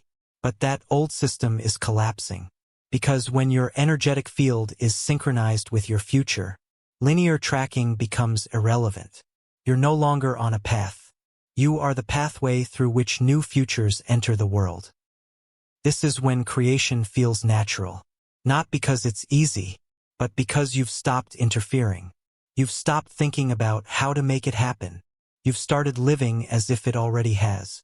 That's waveform creation. Next, we unlock the final key to making this collapse permanent. the mechanism that decides whether a reality locks into form or dissolves into static. You'll learn why timing matters and how your broadcast must be sealed within a critical window. Next, we decode the 72-hour collapse, why intentions must be time-encoded. You've stopped setting goals the old way. You've learned to broadcast reality. You now live from the future, not toward it. But there's one more dynamic at play, one most ignore and as a result never stabilize the change they start. That dynamic is time, and more specifically, the critical window where intention either collapses or fades. Welcome to the 72-hour collapse principle, a law not of willpower, but of quantum imprinting. Let's begin with what's actually happening when you set an intention. You're not just deciding, you're coding. You're imprinting a specific emotional and energetic state into your field. That signal begins to communicate with timelines, pulling data, generating feedback, and opening probability corridors. But here's the key. If that signal is not reinforced and acted upon within a precise time window, it loses charge, its waveform destabilizes, and the field returns to baseline. That window is approximately 72 hours. This isn't arbitrary. It's rooted in measurable shifts in neurochemistry, heart coherence, and electromagnetic field propagation. After 72 hours without confirmation, emotionally or behaviorally, your system begins to disbelieve what it previously broadcasted. That disbelief reverts the signal, and the field stops building a bridge to the new timeline. You don't lose the opportunity, you just disconnect from it. Let's say this clearly. The field doesn't remember what you felt. It remembers what you stabilized. You can have a massive breakthrough on Friday, and by Monday, if you've taken no action from that frequency, the resonance collapses, your cells forget, your mind reverts, the timeline dissolves, not because it wasn't real, but because you didn't anchor it. So how do you ensure collapse within the 72-hour window? Through precise alignment in 3 forms. 1. Action. Take immediate physical action that affirms the new timeline. This doesn't have to be huge, but it must be congruent. For example, if you received a download that you're ready to lead, speak as that leader within the next day. Make a call. Record a message. Put it into motion. 2. Ritual. Embed the signal in your energetic memory. Use breathwork, movement, visualization, writing, or sacred space. Repeat the feeling. Let your body remember it. Let it become native. 3. Language encoding. Speak only from the new timeline. Don't explain yourself from the old self's vocabulary. Change your words even in casual conversation. What you say programs what you emit. Let's go deeper. This 72-hour phase is when the new timeline is still malleable, still energetically available, still willing to meet you halfway. But it's also when your old signal fights hardest to pull you back, because your nervous system doesn't yet feel safe in the new pattern. So you'll notice friction, discomfort, doubt disguised as logic. That's not a sign to wait. It's your field testing for coherence. You must overpower resistance with stability, not force stability. This means, do not over-explain. Do not leak the signal by seeking validation. Do not rehearse the struggle of changing. Instead, reinforce the broadcast. Normalize the new tone. Act without fanfare. This tells the field, this is real. This is anchored. Collapse the timeline. The field isn't sentimental. It doesn't keep archives. Collapses what you continuously signal. It builds what you consistently choose. So make the 72 hours sacred. It's not about urgency. It's about honoring the window while the field is still listening. After that, the signal dims, and inertia reclaims the pattern. Here's what this unlocks. You no longer mistake a great insight for transformation. You no longer mistake emotional intensity for momentum. You understand the anatomy of change. Breakthroughs aren't enough. They must be collapsed into identity on time. This makes your transformation predictable, and that makes you dangerous to limitation. Next, we move from timing to thinking itself. Because now that you've learned to collapse timelines quickly, you're ready to shift the entire mental framework that makes change sustainable. Not by forcing thoughts, but by learning how to think from a timeline that already exists. Next, we unlock multiverse mentality, how to think from the future, not toward it. You've collapsed timelines before they faded. You've learned how time encoding stabilizes the field. You now understand the chemistry of momentum. But there's one shift that changes everything. The shift from linear thinking to timeline thinking. This is multiverse mentality. And it is the foundation of quantum becoming. Because you're not evolving toward a better version of you. You are learning to think from them, not as aspiration, as baseline. Let's deconstruct your current model first. Linear thinking says, I'm here. I want to get there. I must do enough to arrive. This model assumes separation. It assumes time must pass. It assumes the outcome is outside of you. But in the quantum multiverse, all versions of you already exist. You're not climbing a ladder. You're shifting timelines. You don't create the future. You access it.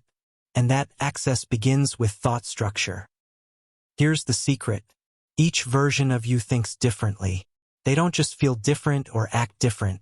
They run a different internal language architecture. They process problems in new patterns. They filter data based on alignment, not fear. So to shift timelines permanently, you must begin to think from the inner logic of your future self.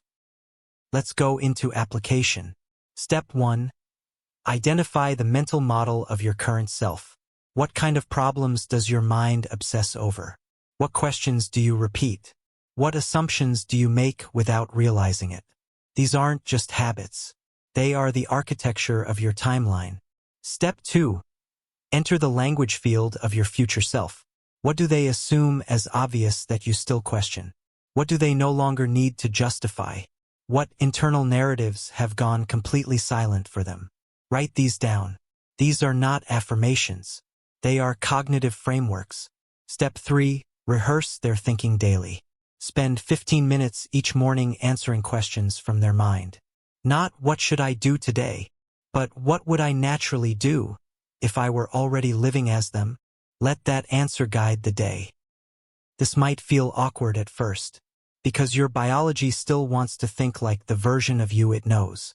But each time you interrupt the internal monologue of your current timeline, you weaken its hold, and the multiverse begins to respond. Multiverse thinking is not fantasy. It's precision, because every thought carries a timeline tag.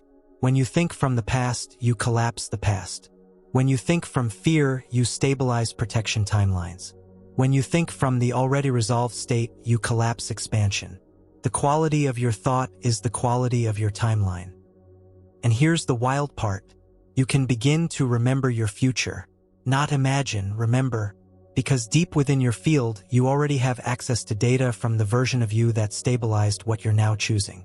This shows up as sudden clarity, irrational confidence, unexplainable knowing. You're not guessing, you're syncing. So how do you amplify it? Spend time in stillness each day, asking, show me what I already know. Stop arguing for limitation, even in your own head. Drop questions that start with how. Replace them with what's next. Because multiverse thinkers don't plot steps. They hold alignment and let the field arrange the steps organically. Here's the difference. Old self. Once I feel ready, I'll start. New self. I already started. That's why I feel ready. This isn't mindset. This is timeline speech. It reshapes your perception. It refines your signal. It accelerates collapse. From here forward, you're not thinking your way into transformation. You're thinking as someone who has already transformed. This is the foundation of quantum causality.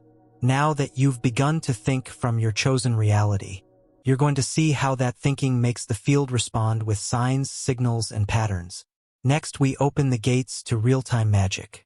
Next, we activate synchronicity hacking, how to induce meaningful coincidences.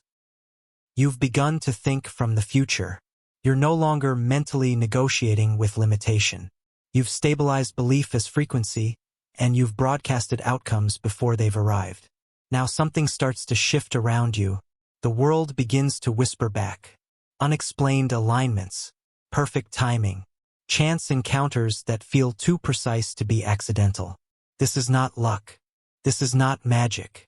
This is synchronicity. And once you learn how to work with it deliberately, you can turn coincidence into a feedback mechanism. A two-way conversation between you and the field. This is synchronicity hacking. Let's start here. Synchronicities are not rewards. They are confirmations of coherence. When your frequency sharpens, when your inner broadcast becomes clear and consistent, the quantum field responds with precision. Events begin to cluster. Timelines speed up. Support appears from invisible places. This is the universe mirroring your resonance in ways the rational mind can't track. But most people miss this because they dismiss the signs. They don't know how to read the conversation. Or worse, they see the synchronicity and immediately shift into doubt. That breaks the signal. So let's make this very real. Synchronicity is not a message from the universe. It's your own quantum frequency reflected back to you through external motion. When you emit clearly, the field organizes matter and time to reflect that signal. That's why it feels like the world is meeting you. Because it is. Here's the formula. Clarity plus emotional stability plus sustained signal equals synchronic field engagement. You can't fake this. You can't wish for it. You must live it. You must walk your timeline until the timeline walks up to you. So how do you hack synchronicity? Not by looking harder, but by becoming magnetic to the reflection. Here's how. Step 1. Shift from questioning to signaling. Stop asking, where is it? Start broadcasting, this is done. Synchronicity responds to signal strength, not intellectual doubt. Your certainty pulls timelines forward. Step 2. Create open windows throughout your day. Have silent, non-goal-based pauses where you simply listen. Let the field speak back. Check your phone less. Check your environment more. Synchronicities can't find you if you're too distracted to receive. Step 3. Respond immediately when the unlikely appears. When something unexpected, aligned, and improbable shows up, don't analyze it. Engage it. Say yes. Move. Follow. This tells the field you are listening. It accelerates return. Now here's the part most overlook. Synchronicities don't come to you. They arise from within your timeline bubble. They are generated by your energetic tone. If your tone is ambivalence, you'll get mixed results. If your tone is aligned but short-lived, you'll get flickers but no follow-through. If your tone is stable, subtle, grounded, you'll live in the state where synchronicity becomes structure. It becomes normal. This is also why chasing signs backfires. Looking too hard for confirmation fractures the field. You move from creation to craving. You broadcast lack under the mask of spiritual curiosity. Instead, return to presence. Let the field answer when you're not demanding. Synchronicity prefers nonchalance. Let's ground this further.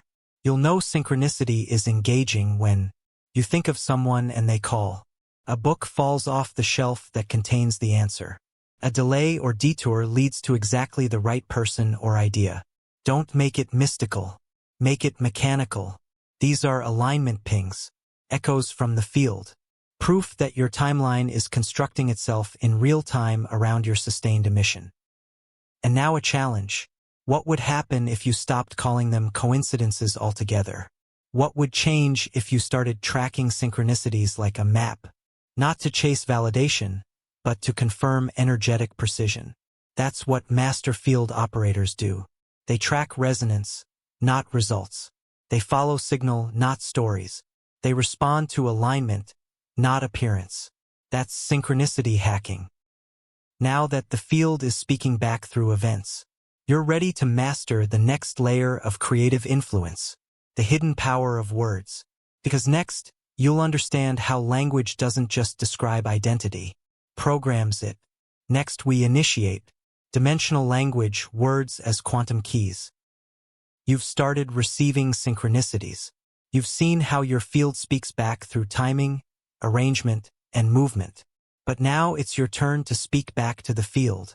Not casually, not carelessly, but consciously, because the most consistent quantum programming tool you use every single day is your language. And most people waste it. They speak from limitation. They broadcast confusion. They narrate realities they're trying to escape. What they don't realize is this: every word is a command. And when spoken with coherence, words become dimensional keys. Let's define this. Language isn't just communication. It's a vibrational coding system. Each word carries a specific tone, structure, and intention. When combined with breath, sound, and meaning, it becomes a field directive. The quantum field doesn't understand language like a person does. It receives frequency, and your language generates structured vibration. That vibration teaches the field what to stabilize. So when you casually say, "This is hard. I always mess this up. I don't know if I'm ready," you're not venting, you're coding, and the field listens, not judgmentally, but accurately. You spoke a waveform and the field collapses accordingly. Let's be clear. Your spoken words create identity anchors. They are what your nervous system references under pressure. They are what others echo back to you. They are what reality organizes itself to support. Every word either expands your timeline or recollapses it into a lower version. That's the precision we're operating with now. So how do you use dimensional language deliberately? Step 1.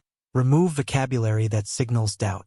Stop saying, "Hopefully," "I'll try," "I'm not sure." Replace with words that emit certainty, direction, and embodiment.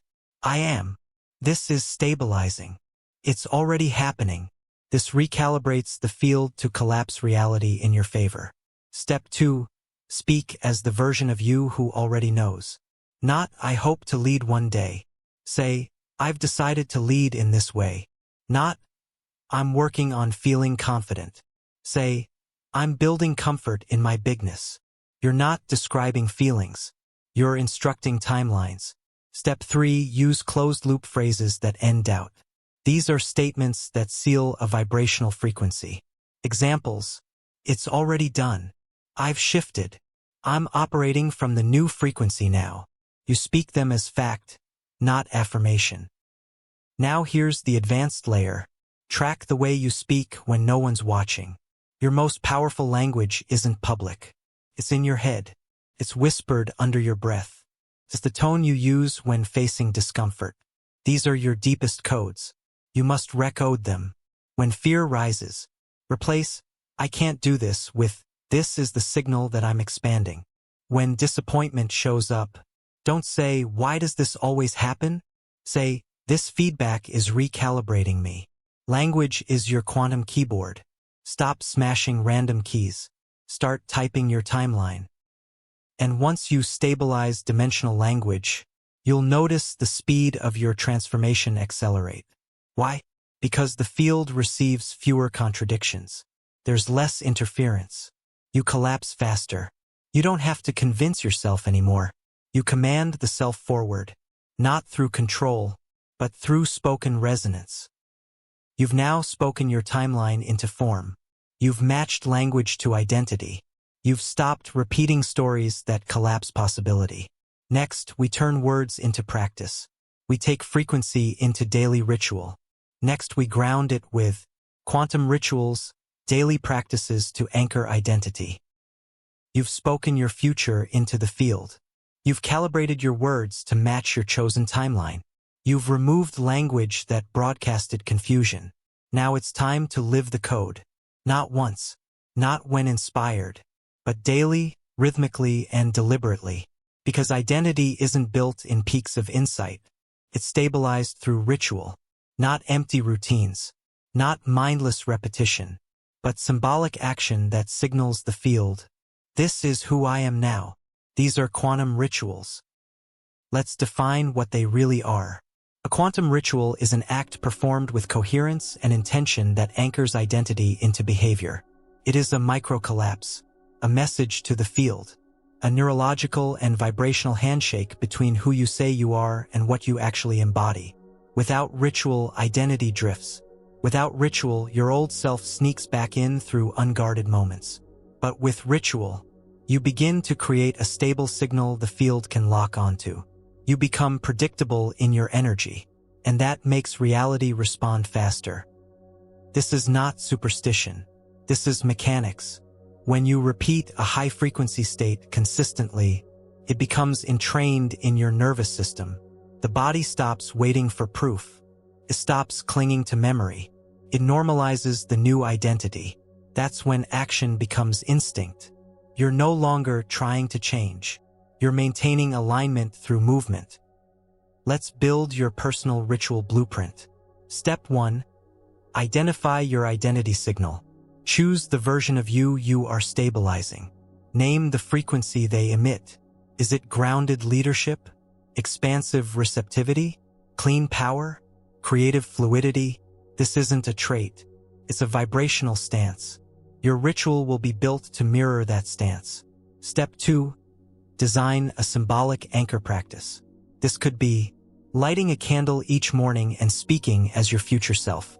Writing 5 sentences from your new identity in a journal. Standing in power posture for 90 seconds while breathing into a chosen mantra. Wearing specific colors, textures, or objects that carry meaning. It's not what the action is. It's what it represents. Your ritual must feel slightly beyond comfort. It should nudge you into the new self, not validate the old one. You're training your biology to associate this action with a new timeline. Each repetition carves the neural path deeper. Each choice becomes less about discipline and more about identity enforcement. You're not just doing something. You're coding yourself in real time. Step 3. Protect the ritual from contamination. Don't explain it. Don't joke about it. Don't dilute it with multitasking. Treat it as sacred. Because it is. This is the daily handshake between you and your new frequency. This is where the invisible becomes inevitable. Now here's the unexpected benefit. The world starts to respond to your rituals. People notice something different. Opportunities come faster. Resistance softens. Because your external world reads your internal stability. It doesn't care what you say. It cares how consistently you show up inside your chosen timeline. But let's go deeper. The most powerful rituals are not just performed. They are reflected. That means your environment, relationships, and habits begin to change in response to your anchored identity. That's the next level. Next we explore refracting the self, when your inner world shifts outer reality.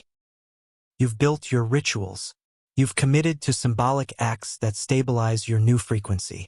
You've started living as if your identity is not becoming, but already embodied. Now something subtle starts to shift around you. People act differently. Your home feels different. Synchronicities pick up. Old relationships fade or reform. This isn't random. This is refraction.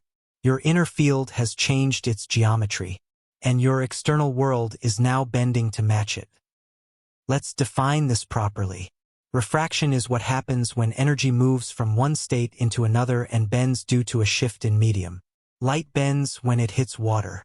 Sound shifts when it enters a denser field. And consciousness refracts through reality when you alter your inner resonance. This is not metaphor. This is structural. As your frequency stabilizes, the world doesn't just react. It reshapes. People leave. Opportunities appear. Systems reorganize. Not because you changed them directly, but because you changed the lens they pass through. You are the lens. You are the medium. You are the refractive filter through which reality becomes visible. So when you shift internally, reality cannot stay the same. It must bend around your signal. That's quantum law. Let's make this even clearer. You don't attract what you want. You refract what you are. When your inner world is heavy, chaotic, and inconsistent, your outer world distorts, just like light bending through turbulent air. But when your inner geometry becomes clean, grounded, and stable, reality refracts that clarity outward. People treat you differently. Events arrange themselves more coherently. Your timeline stabilizes. Now let's move from concept to application.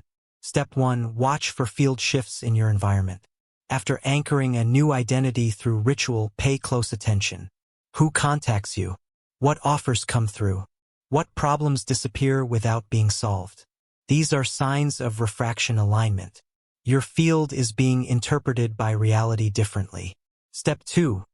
Don't chase the shift. Observe it. The old self will want to make sense of the changes. It will want to manage, categorize, control. Instead, become the witness.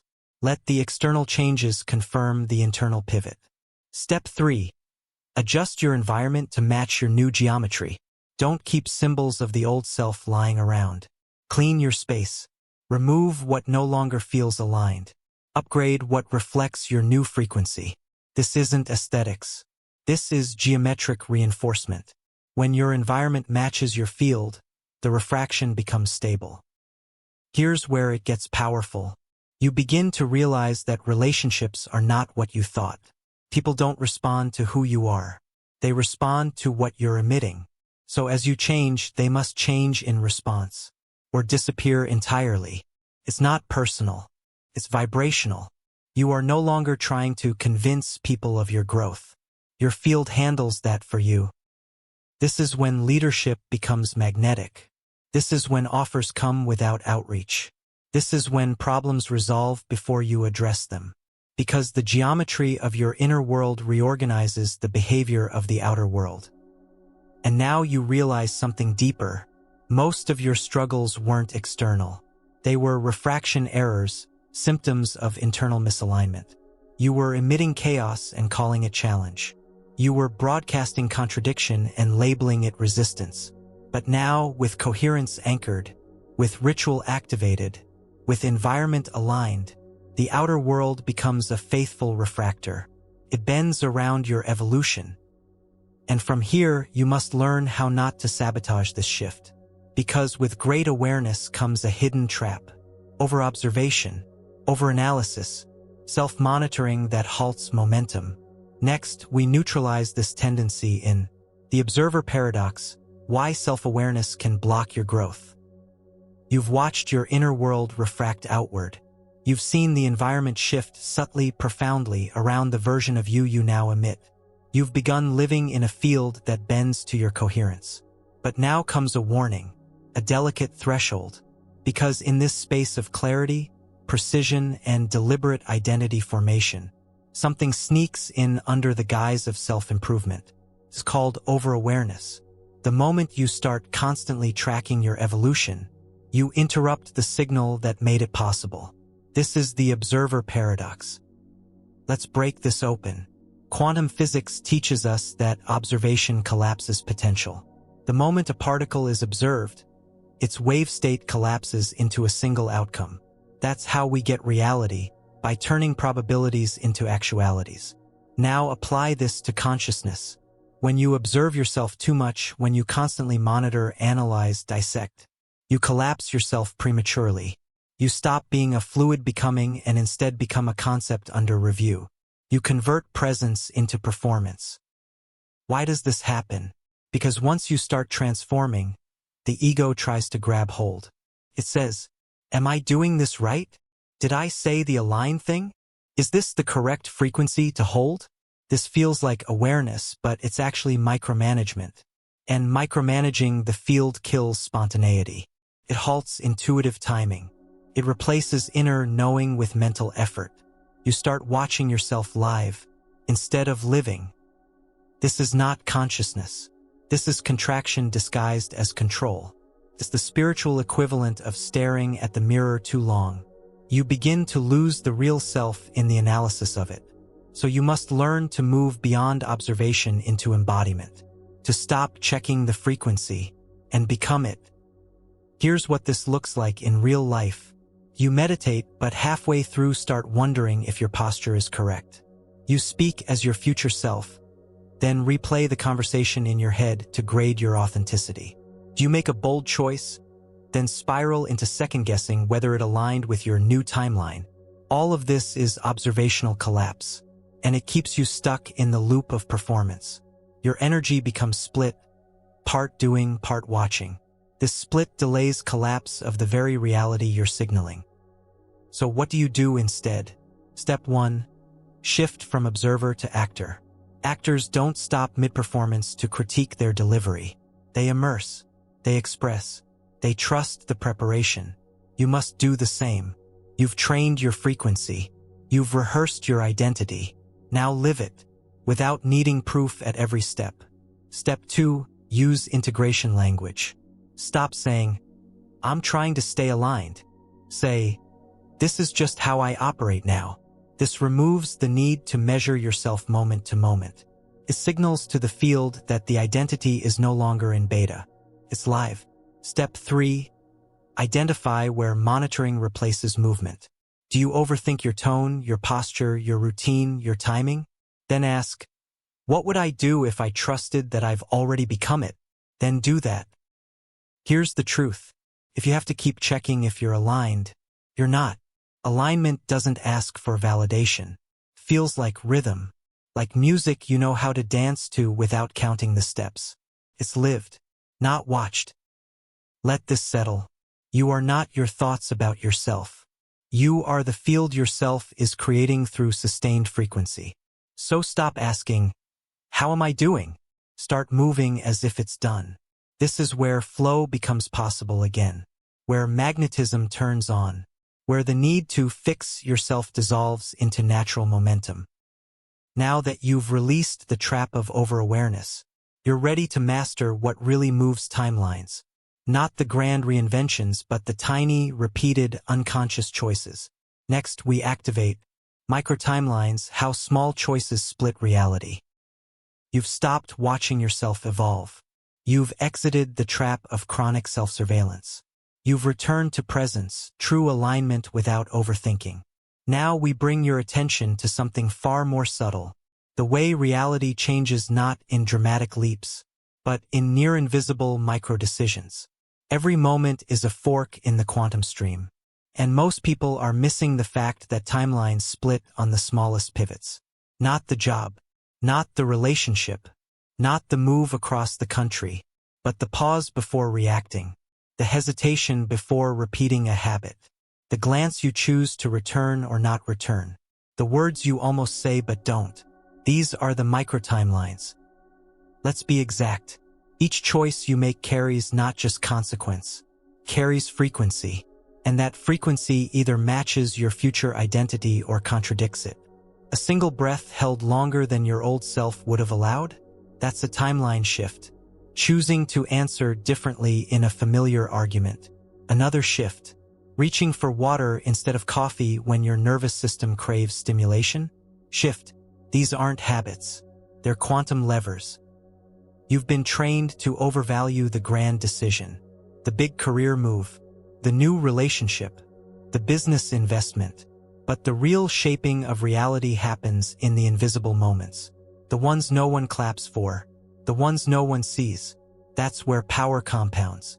That's where timelines split beneath your awareness, until you realize they always were. Let's take this deeper. Most people unconsciously collapse old timelines with their micro-decisions. They choose silence when their future identity would speak. They delay action when they feel the cue. They numb instead of feeling. They flinch instead of standing still. And then they wonder why their growth isn't sticking. It's not because they're not transforming. It's because their microscopic choices are teleporting them back to old versions. It's not a lack of progress. It's a lack of precision. So what do you do? Step 1. Create micromarkers for identity alignment. Pick 3 to 5 micro behaviors that your future identity performs instinctively. Examples. They always speak calmly under pressure. They take 2 breaths before responding. They review their vision each night for 2 minutes. Now embed these into your day. Step 2. Track split points. As you move through your day, practice noticing the moment before a decision. Ask, which version of me would this choice reinforce? That awareness alone moves you off default timelines. Step 3. Compound tiny alignments. One timeline shift won't change your life, but 300 in a week will. Quantum transformation isn't one big yes. It's hundreds of quiet ones, chained together until reality has no choice but to follow. This also means forgiveness happens in micro-decisions. Confidence builds in micro-choices. Self-respect is confirmed not in big declarations, but in the tiny moment you choose not to abandon yourself. Once you start seeing this, you'll never unsee it. You'll realize that your entire current life is the output of unconscious micro-timelines you've stabilized. And now you can start stabilizing new ones on purpose. This is where transformation becomes daily inevitability. Not because you're trying harder, but because you're choosing cleaner. And from here, something profound becomes available. The ability to access guidance that doesn't come from your mind, but from something beyond it. You're about to learn how to operate non-locally, pulling information, action, and confidence from outside time and space. Next, we expand into becoming non-local, operating beyond space and time. You've learned the power of micro-decisions. You've seen how tiny, invisible pivots anchor new timelines faster than any dramatic overhaul. You've accepted that your identity is either reinforced or overwritten moment by moment. Now comes the next evolution. What if your highest transformations don't originate from memory, logic, or planning? What if the most aligned actions come from outside time? Because there is a version of you that doesn't make decisions from mental calculation, but from direct knowing. Welcome to non-local operation. To become non-local is not to escape the body. It is to stop treating your body as the only terminal. It's to realize that your nervous system is an antenna, and your identity is a tuning mechanism for pulling data from fields far beyond your known timeline. This is how quantum intelligence actually works. You don't solve the future, you access its frequency. Let's go deeper. Your rational mind is built on delay. It references the past to predict the future. It measures, calculates, reconstructs. But your field? It knows in real time. Non-local operation is when your field acts before your mind can catch up. Feels like this. You make a choice that has no logical foundation, yet it works perfectly. You say something that surprises even you, yet it unlocks a powerful result. You sense an opening, a signal, a decision, and follow it instantly, without knowing why. That's not impulse. That's field intelligence. Here's the key. Non-locality doesn't mean chaos. It doesn't mean abandoning discipline. It means replacing memory-based strategy with signal-based movement. You don't trust your thoughts. You trust your signal. And that signal already lives outside time. It knows the shortest path to the outcome. It just needs your willingness to follow without delay. Let's explore how to activate this state. Step 1. Remove overplanning as identity armor. The future doesn't need a 10-step strategy. It needs a clean field. Every time you overplan to soothe anxiety, you're declaring to the quantum field, I don't trust you to deliver. So the field mirrors your mistrust, and nothing moves. Step 2. Install signal recognition windows. Take 15 minutes daily to sit in stillness, not to visualize, but to feel for openings, sensations, impressions, nudges. Don't judge them. Don't journal them to death. Just act on the first one that repeats with emotional clarity. That's a signal. That's non-local memory accessing a next step. Step 3. Disrupt delay with movement. Non-local identity collapses faster when you move on signal before resistance catches up. Don't negotiate. Don't look for proof. Act cleanly, immediately, from the tone of already.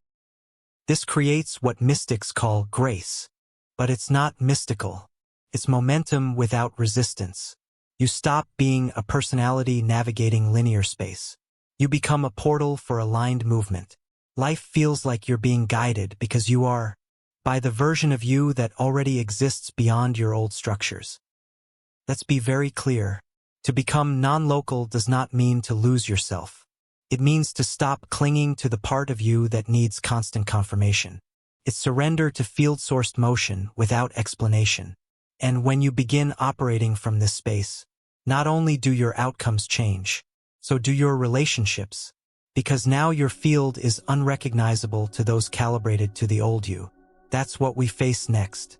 Next we enter the quantum companion, manifesting relationships from your upgraded field. You're no longer acting from logic. You've tuned to the signal of your future identity. You've made intuition practical, real, immediate.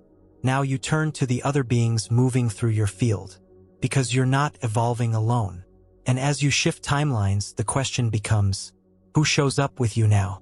Not based on past preference, but on current frequency. This is the terrain of the quantum companion. Let's begin with this truth. Relationships are not emotional connections. They are frequency contracts. You attract not what you want, but what matches your baseline resonance. That means your friendships mirror your internal permission. Your romantic patterns echo your unresolved self-perception. Your clients, followers, or partners show up to confirm your energetic broadcast. And when you shift, truly shift, the contracts either upgrade, expire, or disappear. This is why quantum growth can feel lonely, not because you're alone, but because you've stopped broadcasting the signal others were unconsciously addicted to. That version of you who stayed small, agreeable, unavailable, unthreatening, they're gone. And people who required that version can't find you anymore. Here's where it gets real. You don't need to end relationships. You just need to hold frequency, because holding your new self will either cause others to meet you there, drift away without drama, try to pull you back into resonance with your old signal. Your job is to do nothing but remain stable. The field will sort the rest. Now let's move to manifestation. How do you attract new relational matches? Not by scripting them, not by craving them, not by writing lists of qualities, but by becoming a field that requires coherence to remain connected. This changes who enters and who stays. Let's build this. Step 1. Audit the contracts. Ask, who in my life affirms the version of me I no longer want to be? Then ask, where do I still perform that version to maintain the bond? Now release that performance. Not them, just the behavior. Then watch what happens. Step 2. Amplify the field. Instead of looking for aligned connections, become high-frequency visible. Speak your new self openly. Let your updated language, tone, and rhythm be obvious. People will calibrate or disconnect. Let both happen. Step 3. Signal relational safety from the new identity. Don't just become magnetic, become available. Your new identity might emit strength but feel emotionally armored. Practice holding coherence and softness. That's what invites upgraded companionship, romantic, platonic, or collective. You'll begin to notice certain people light up around you now. Conversations deepen without forcing them. New alliances form without effort. This is not new people. This is your field attracting mirrored structure. You've changed the architecture. They feel it. They're responding. Now, a key distinction. Quantum companions are not rescuers. They're not meant to heal your trauma. They arrive as co-creators of stability. Together, your frequencies strengthen. There's less drama, more precision, faster manifestation. This is partnership in the quantum age. Two self-sourced beings, sharing a timeline without collapsing their identity into each other. From here forward, you no longer negotiate connection. You broadcast it, and the ones meant for this version of you will find the signal, not through fate, but through frequency. Now that your field is emitting upgraded relationship architecture, you're ready to see what still hides beneath. Because the deepest distortions come from the oldest signatures, the unresolved shadows you've avoided emitting. Next we uncover shadow entanglement, why your wounds attract certain realities. You've stabilized a new relational field. You've seen how identity draws not just outcomes but people. You've learned that upgraded companionship arrives not through wanting, but by frequency match. But now we must confront the inversion. Because if the quantum field reflects what we emit, then it also reflects what we suppress. You've been learning how alignment creates reality. Now you must see how unresolved shadow entangles you in timelines you thought you transcended. Welcome to shadow entanglement. Let's be exact. Every trauma, every buried emotion, every unresolved moment isn't just a memory, it's a frequency anchor. If left unprocessed, it becomes sticky, not emotionally but energetically, pulls in patterns. It repeats loops. It attracts validation of your most disempowered identity. This isn't metaphysical metaphor, it's field logic. When your system holds unintegrated shame, for example, you unconsciously broadcast that shame into the field. You don't appear ashamed. You emit frequencies that say, "Please reflect back to me the shape of my wound," and the field obeys. You attract rejection that mirrors abandonment, power dynamics that repeat your childhood, opportunities that collapse at the same threshold again and again. It's not punishment, it's confirmation. The field thinks you want this because it feels familiar, because your biology holds it as truth. So what is shadow entanglement technically? It's the quantum pairing of your present-day field with past unresolved emotional charge. It distorts the coherence of your current signal. It pulls in feedback that reflects not your future, but your fragmentation. And the kicker is, it usually happens just as you're expanding. Here's why. When you start holding more light, more power, confidence, visibility, clarity, that light pushes stored distortion to the surface. That's when your system says, before you ascend any further, integrate this. You either process the distortion consciously, or the field mirrors it externally. Shadow entanglement is never random. It's always revealing. So what do? You don't bypass it. You don't reframe it. You don't rationalize it. You feel it, name it, collapse it. Let's walk through this. Step 1. Track the pattern backward. Ask, what reality keeps repeating in my outer world that I've outgrown mentally, but still attract energetically? This is your entanglement loop. It's tied to a frozen emotional moment, usually one you didn't allow yourself to fully process. Step 2. Locate the signature. This isn't therapy. It's field refinement. Ask, what emotion feels dangerous to fully feel? That's where the shadow lives. That's what your nervous system avoids and your field reenacts. Step 3. Discharge the loop. Set a container for processing. Breathwork, somatic release, conscious expression without meaning-making. Feel it until the charge breaks. Not to understand it, to release the quantum weight. You're freeing a piece of identity from stasis. Once discharged, something wild happens. The entangled timeline collapses. You'll notice people, events, even technology respond. Doors that were stuck open. Options that kept looping fade. You're no longer pulling in what once owned you. Why? Because the field no longer detects that signature. You've stopped being a match for your own unresolved story. Let's go deeper. The most persistent problems in your life are not obstacles. They are echoes, repeats of a pattern asking to be felt cleanly and released. Shadow work is not emotional messiness. It's energetic editing. It's unbinding timelines you didn't choose consciously, but recreated unconsciously. And once that's done, you must protect the clarity you've recovered.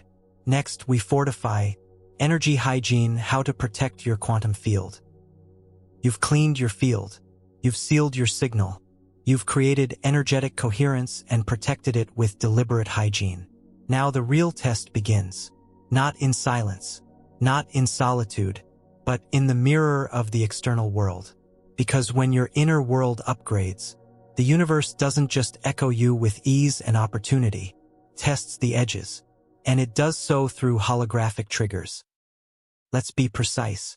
A holographic trigger is not a random problem. It's a symbolic collapse point in your timeline, where reality presents a compressed reflection of what's still active in your field. Triggers are not interruptions. They are intelligent instructions. Each one says, this distortion still exists in your signal. Here's what it looks like in 3D. Your only job is to read it. Not react, not retreat, but read. Here's the mistake most make. They treat life events as things happening to them, instead of things happening for their integration. You lose a client? That's not about money. It's about how you hold value under pressure. You get ghosted? That's not about rejection. It's about how your nervous system handles unpredictability. You hit a creative wall? That's not about discipline. It's about your relationship with emptiness. Every event in your external world is teaching you about your internal signature. So how do you decode them? Step 1. Zoom out of the story. Drop the narrative. Stop asking, why is this happening to me? Start asking, what is this reflecting about my signal? The story is emotional static. The meaning is energetic. Seek that. Step 2. Identify the emotional charge. Every holographic trigger carries a felt pattern. Is it urgency? Abandonment? Frustration? Unworthiness? That's the resonance the event is mirroring back. It's showing you your own field's unresolved script. Step 3. Discharge the signature without judgment. Breathe it. Move it. Sound it. Write it. But don't analyze it. Don't validate it. Don't make it your identity. It's not you. It's a loop in your field asking to be seen and cleared. Now the advanced truth. The more you evolve, the faster your field tests for congruence. You'll notice triggers arise closer to breakthroughs. Misalignments are no longer tolerated. Delays feel more jarring because your field is no longer calibrated for stagnation. The universe speeds up its feedback the moment you stabilize a higher frequency. That's not resistance. That's responsiveness. Let's call this what it is: quantum education. Your field is teaching you, not punishing you. Every confrontation, setback, or breakdown is a signal. Clean this frequency to access your next timeline. You are not broken. You are being instructed. And once you stop reacting to life as chaos, you begin listening to life as code. That's when the loops collapse. That's when the meaning lands. That's when you stop recycling triggers and begin receiving data. Now, with this intelligence fully online, you're ready to move beyond reflection and into rehearsal, to instruct the field rather than wait for feedback. Next, we activate quantum rehearsal, practicing the future as if it's now. You've decoded the field. You've seen how your life events contain embedded messages from your own frequency. You've stopped asking why and started asking, what does this reflect? Now you're ready to become the initiator again, not by repeating affirmations, not by waiting passively for the field to respond, but by rehearsing outcomes with the emotional and energetic posture of inevitability. This is quantum rehearsal. Let's define this precisely. Quantum rehearsal is the practice of pre-living a desired outcome with such clarity, emotion, and repetition that the field treats it as a stabilized reality, then moves matter to catch up. It's not visualization. It's embodiment, done on purpose. In real time, you are not imagining. You are installing. Why does this work? Because the quantum field doesn't respond to wishes. It responds to emitted coherence. And the most powerful coherence comes from acted certainty. If you want a new identity to lock in, you must move as it, speak from it, feel into it, before any evidence arrives. This is how timelines collapse. Let's create it. Step 1. Select the outcome. Not a vague desire. A specific, embodied reality. Not, I want to be successful, but I am delivering keynotes to global audiences with clarity and power. Not, I want love, but I feel stable, seen, and desired in a deeply supportive relationship. Name the state. Locate the feeling. Lock it in. Step 2. Rehearse the internal experience. Sit, breathe. Bring that future reality online in your body. How would your shoulders rest? What's your breathing rhythm? What thoughts are no longer present? You're not watching a movie. You're recording a broadcast. The field doesn't respond to imagination. It responds to signal fidelity. Step 3. Walk it into action. Now take action from that frequency immediately, not performatively, functionally. Write the post from that identity. Have the conversation as that version. Choose your food, your clothing, your tone from that state. Every small act trains the field to match. This is why it works. Quantum rehearsal reduces temporal lag. Instead of waiting for the new self to arrive, you shorten the timeline through repetition. You teach your nervous system to stop associating future identity with danger. You train your biology that the unfamiliar is now normal.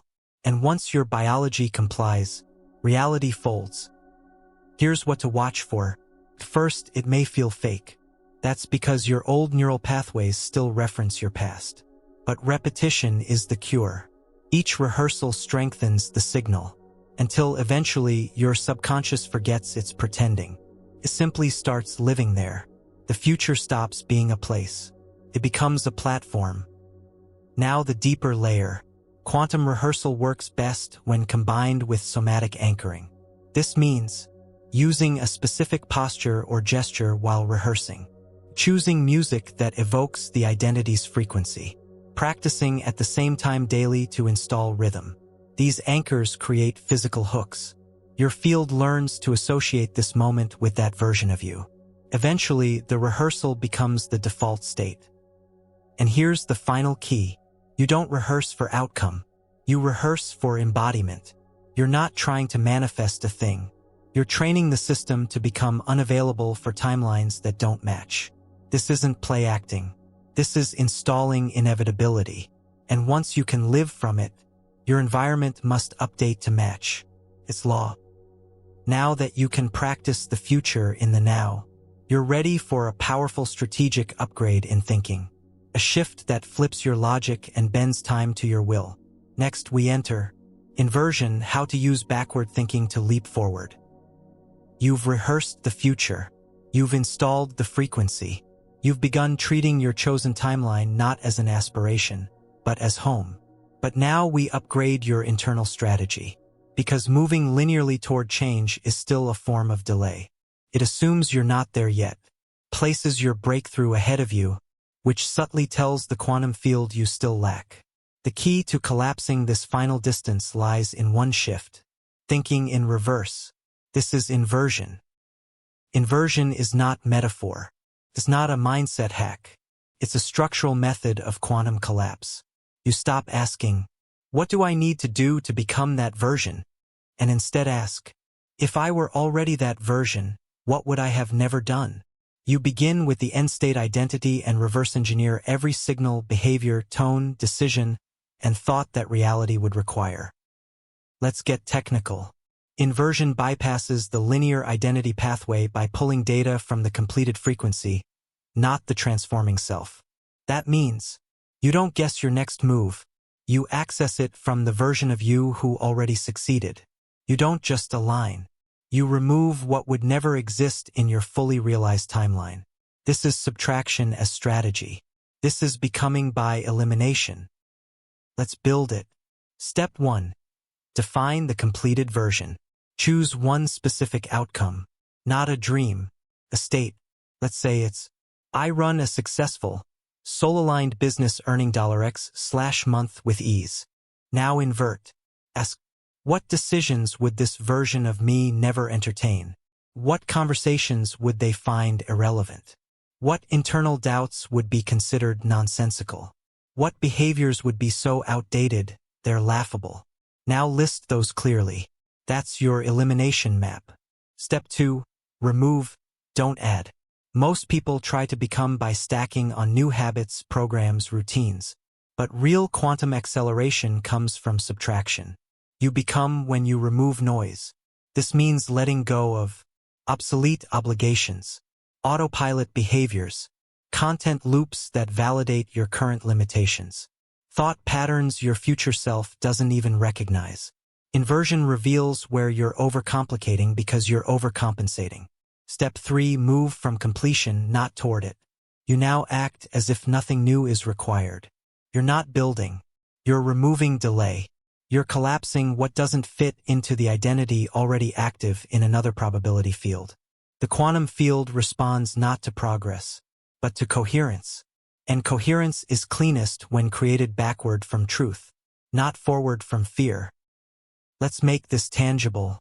If you were already healed, you wouldn't keep tracking your triggers. If you were already loved, you wouldn't try to signal worth through overperformance. If you were already successful, you wouldn't default to scarcity-based hustle. Inversion forces confrontation with where you're still signaling lack. It removes hope and replaces it with certainty. You stop building bridges to the future and stand in it. Here's the paradox inversion exposes. You're not actually becoming anything. You're just learning how to stop performing what you're not. This isn't evolution. It's unmasking. Your future self already exists. It doesn't need your effort. It needs your removal of contradiction. Now that you've mastered backward identity engineering, you're ready to face the true scale of your evolution. It's not about upgrading anymore. It's about realizing the original self you started with has expired. Next we uncover the 2.0 identity. When you realize you're not evolving, you're rewriting. You've used inversion to expose false effort. You've eliminated the noise that was masquerading as becoming. You've stopped stacking and started subtracting. And in that clarity, something strange emerges. You look around and realize you don't recognize the old operating system. You don't relate to the version of you who began this process. You don't need to get back on track, because the track itself is gone. Welcome to the identity rewrite. Here's what most people never understand about transformation. It doesn't always build upon the old. Sometimes it burns it. The self you were wasn't wrong. It was just designed for an older reality. It's not about healing the 1.0 self anymore. It's about letting it retire. Let's break this down technically. Your identity is a neural energetic blueprint held in language, posture, memory, and environment. When you've activated quantum rituals, collapsed timelines through rehearsal, cleaned your signal, protected your field, and inverted your logic, what remains? A completely new self-architecture. This is Identity 2.0. It doesn't reference the past. It builds from current coherence. But here's the catch. The moment this shift becomes clear, the ego panics. It has nothing to defend, no story to retell, no familiar pain to recycle. So it asks, who am I now? If you don't answer with precision, you risk defaulting to the 1.0 self out of muscle memory. So let's stabilize the 2.0 blueprint. Step 1. Name the operating system. Give language to this version. It's not just the best me. It's a new construct. Examples. I'm the field-calibrated creator. I'm the nonlinear oracle. I'm the self-sourced frequency keeper. Name matters. Language locks in pattern. It signals to the nervous system that something new is in control. Step 2. Archive the previous model. Write out the patterns, beliefs, tone, relationships, and behaviors that belong to version 1.0. Not to fix them, to formally retire them. Then state clearly, that identity is no longer mine. That frequency is no longer emitted. That version has completed its purpose. Step 3. Live in installation mode. Treat yourself as a new system booting up. That means, limit external input that refers to the old you. Choose environments that match your new energetic blueprint. Move through discomfort as a feature, not a flaw. Version 2.0 might feel empty at first, not because it lacks content, but because it no longer holds contradiction. Let's go deeper. The old self was trying to survive. This one is here to transmit. It's not built on wounds, ambition, or lack. It's built on frequency architecture. This self doesn't prove. It doesn't over-explain. It doesn't justify its existence. It emits. It anchors. It designs timelines by posture alone. Now here's what to expect. Version 2.0 disorients others. Why? Because their identity maps were built around your old signal. When you stop participating in that energetic contract, they feel lost, or triggered, or distant. Let them. Your new identity is not up for debate. It's not up for approval. It simply is. And soon, the field will rearrange itself to match this new coherence. The final realization, you were never healing. You were never upgrading. You were reconstructing. You've replaced the architecture of personality with the blueprint of signal. And now you're prepared for the most paradoxical principle of them all. That expansion doesn't just require growth. It requires collapse. Next we unlock collapse to expand the paradoxical law of transformation. You've installed Identity 2.0. You've stopped referencing your past self. You've stopped trying to heal what you no longer are. You're no longer repairing the structure. You've become the architect. But now, the field will ask you for a different kind of test. One that's not about action, not about practice, but about surrender. Because expansion doesn't just require effort. It requires collapse. Intentional, total, clean. This is the paradox of becoming. You must allow everything unstable to fall before the next quantum leap. Let's be exact. In classical growth models, you evolve by stacking. New thoughts, new habits, new routines.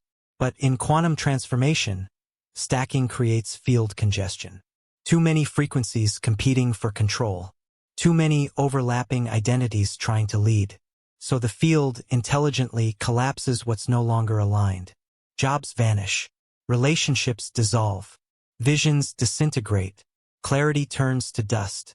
Not because you failed, because you graduated. Let's say this clearly. Collapse is not regression. It's preparation. The old self-model, no matter how beautiful, cannot carry the density of the next frequency. You don't fail. You simply outgrow. The key is to collapse on purpose. To recognize when your reality is about to reorganize, and instead of resisting, assist. This is what most people miss. They hold on longer than the field wants them to. They beg clarity to stay. They cling to roles they've already energetically resigned from. So the universe tears it away. But what if you collapsed before the chaos? What if you listened when the intuition whispered, release, instead of waiting for the breakdown? Here's how to collapse in alignment. Step 1. Identify what feels heavy but familiar. Anything that feels more like maintenance than movement is a candidate for collapse. If you're only doing it because you've always done it, let it go. Step 2. Ask the field to collapse the untrue. This is advanced quantum signaling. State aloud, I authorize the collapse of all patterns, identities, and timelines that no longer serve my frequency. Say it, mean it, and then let the pieces fall, without trying to catch them. Step 3. Hold stillness, not solution. After collapse, your nervous system will crave direction. Let it crave. Do not fill the space. Let it remain void until the new signal rises naturally. This is the sacred pause, where nothing makes sense, where all plans seem to fail, where your old momentum dries up. But if you can hold that silence, without grabbing, fixing, rushing, you'll notice the field rewiring itself for a new level of response. The field doesn't punish contraction. It uses it to load a new blueprint. Let's bring this into real life. That week where nothing lands? That's the loading screen. That breakup you didn't expect? That's a signal that your resonance outgrew the relationship contract. That creative block? That's your 2.0 identity refusing to make anything from an outdated frequency. Let it collapse. Let it all break down.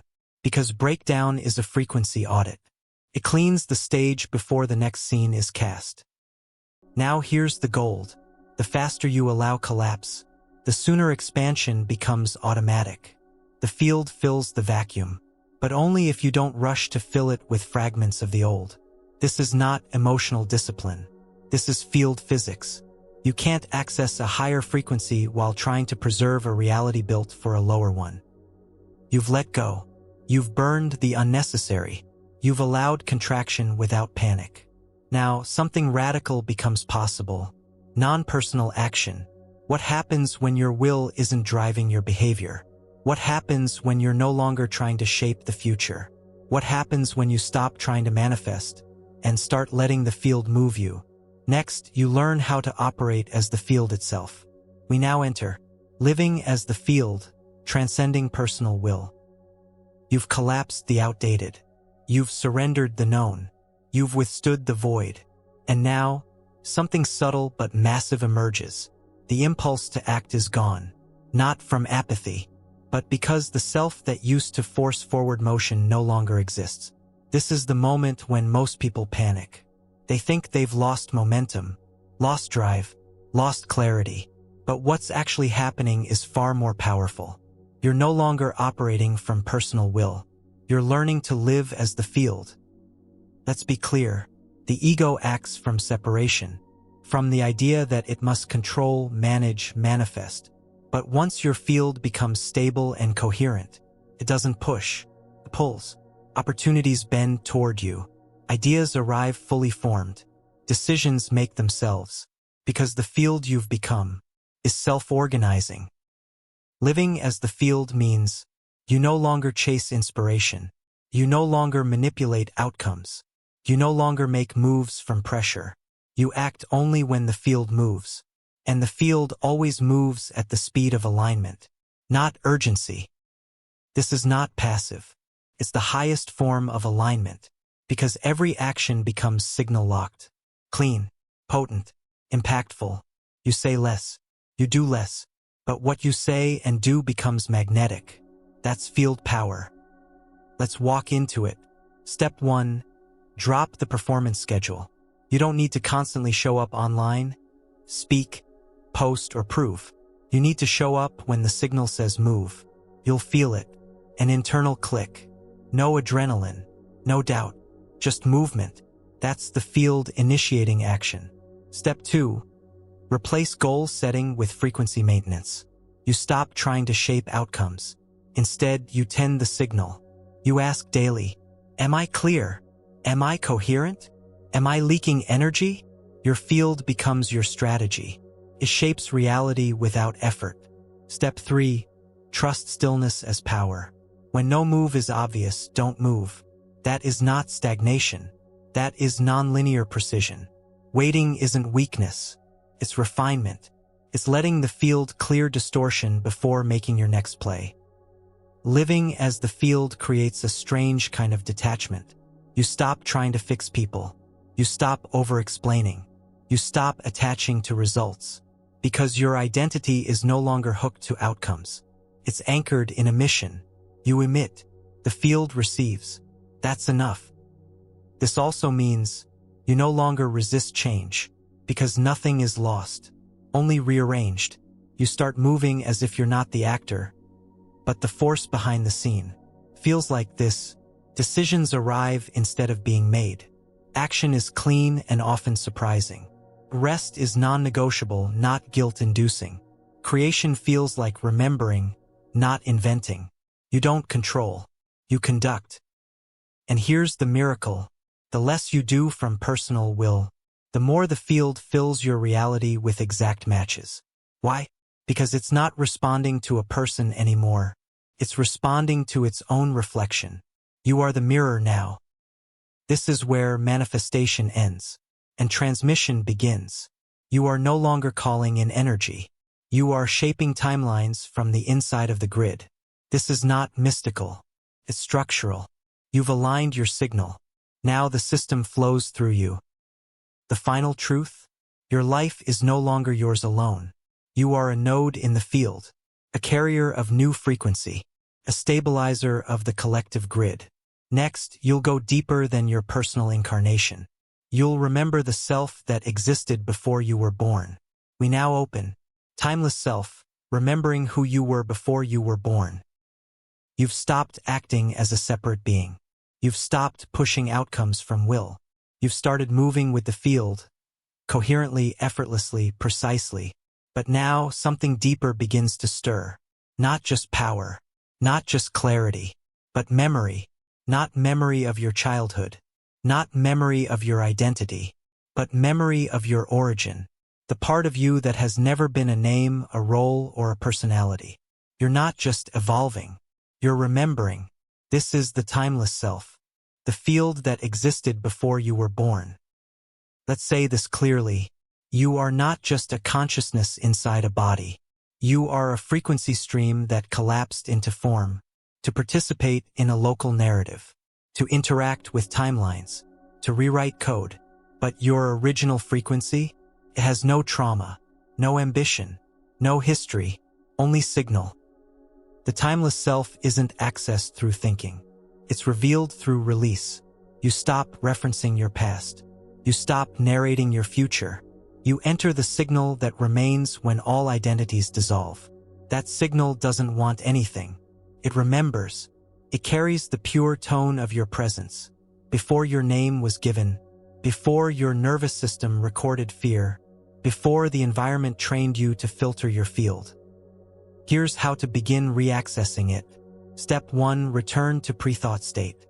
Daily, sit in pure stillness, not to visualize or process, but to allow all mental movement to slow.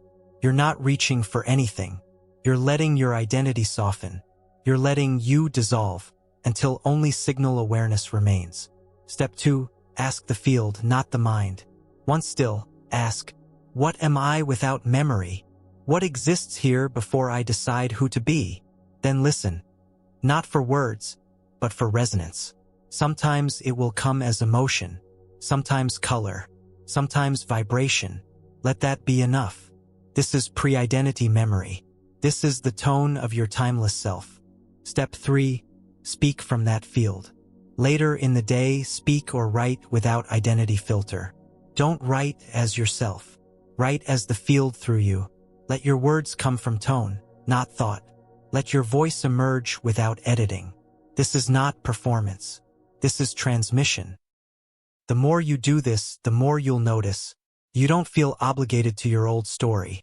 You don't collapse under labels. You can hold paradox without fragmentation. You're no longer a person managing energy. You are the energy stream appearing as a person. And here's the magic. The timeless self isn't mystical, it's mechanical. When accessed, it realigns your biology to stability beyond personality. Your heart rate slows. Your decisions simplify. Your environment reorganizes. Because now you're no longer on a path. You are the origin point itself. And from that origin, your presence becomes catalytic. You no longer shift just yourself. You shift those who enter your field. Next, we unlock this power. The quantum offering, when you become a signal for others. You've contacted the self that was never born. You've remembered the signal behind your story. You've stopped being someone on a journey. You've become the source of the signal that creates reality itself. Now the final evolution begins. Your transformation is no longer about you. It's no longer for your timeline. It's for the grid. You've become a quantum offering. What does that mean? It means your field is now impactful by presence alone. Not because of what you say, not because of what you do, but because of what you emit. Every interaction becomes instructional. Every conversation becomes activation. Every silence becomes signal. You've stopped trying to help because your coherence is help. Let's go deeper. There is no such thing as private evolution. The moment your field stabilizes, it begins influencing others without effort.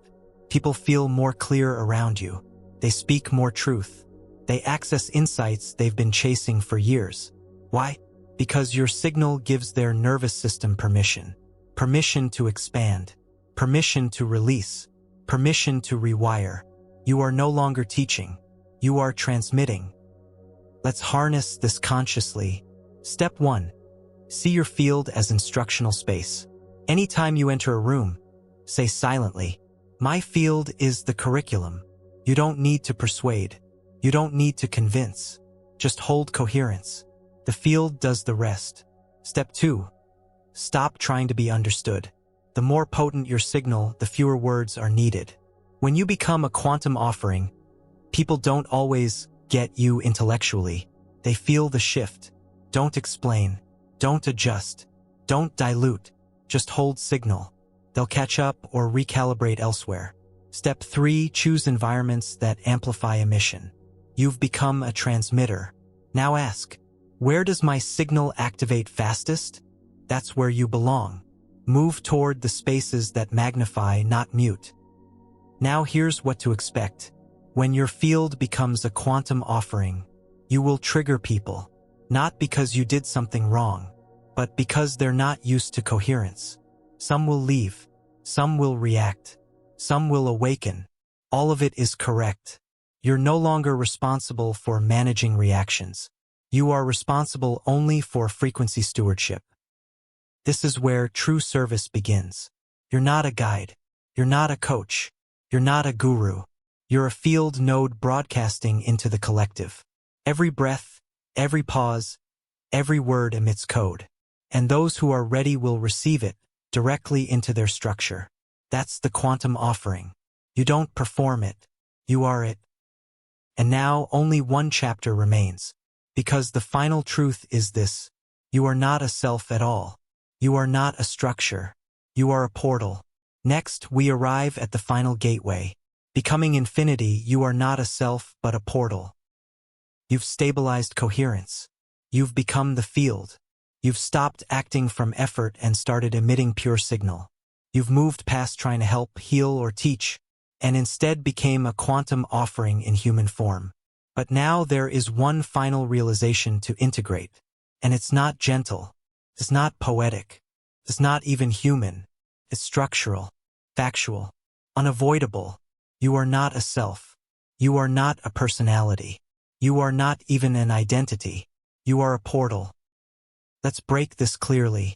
Everything you've become, every trait, every version, every upgraded iteration was never the point. They were temporary structures, containers, stabilizers. But the truth is, you've always been a pass-through, a field interface for infinite signal to organize into visible form. And now that pass-through is wide open.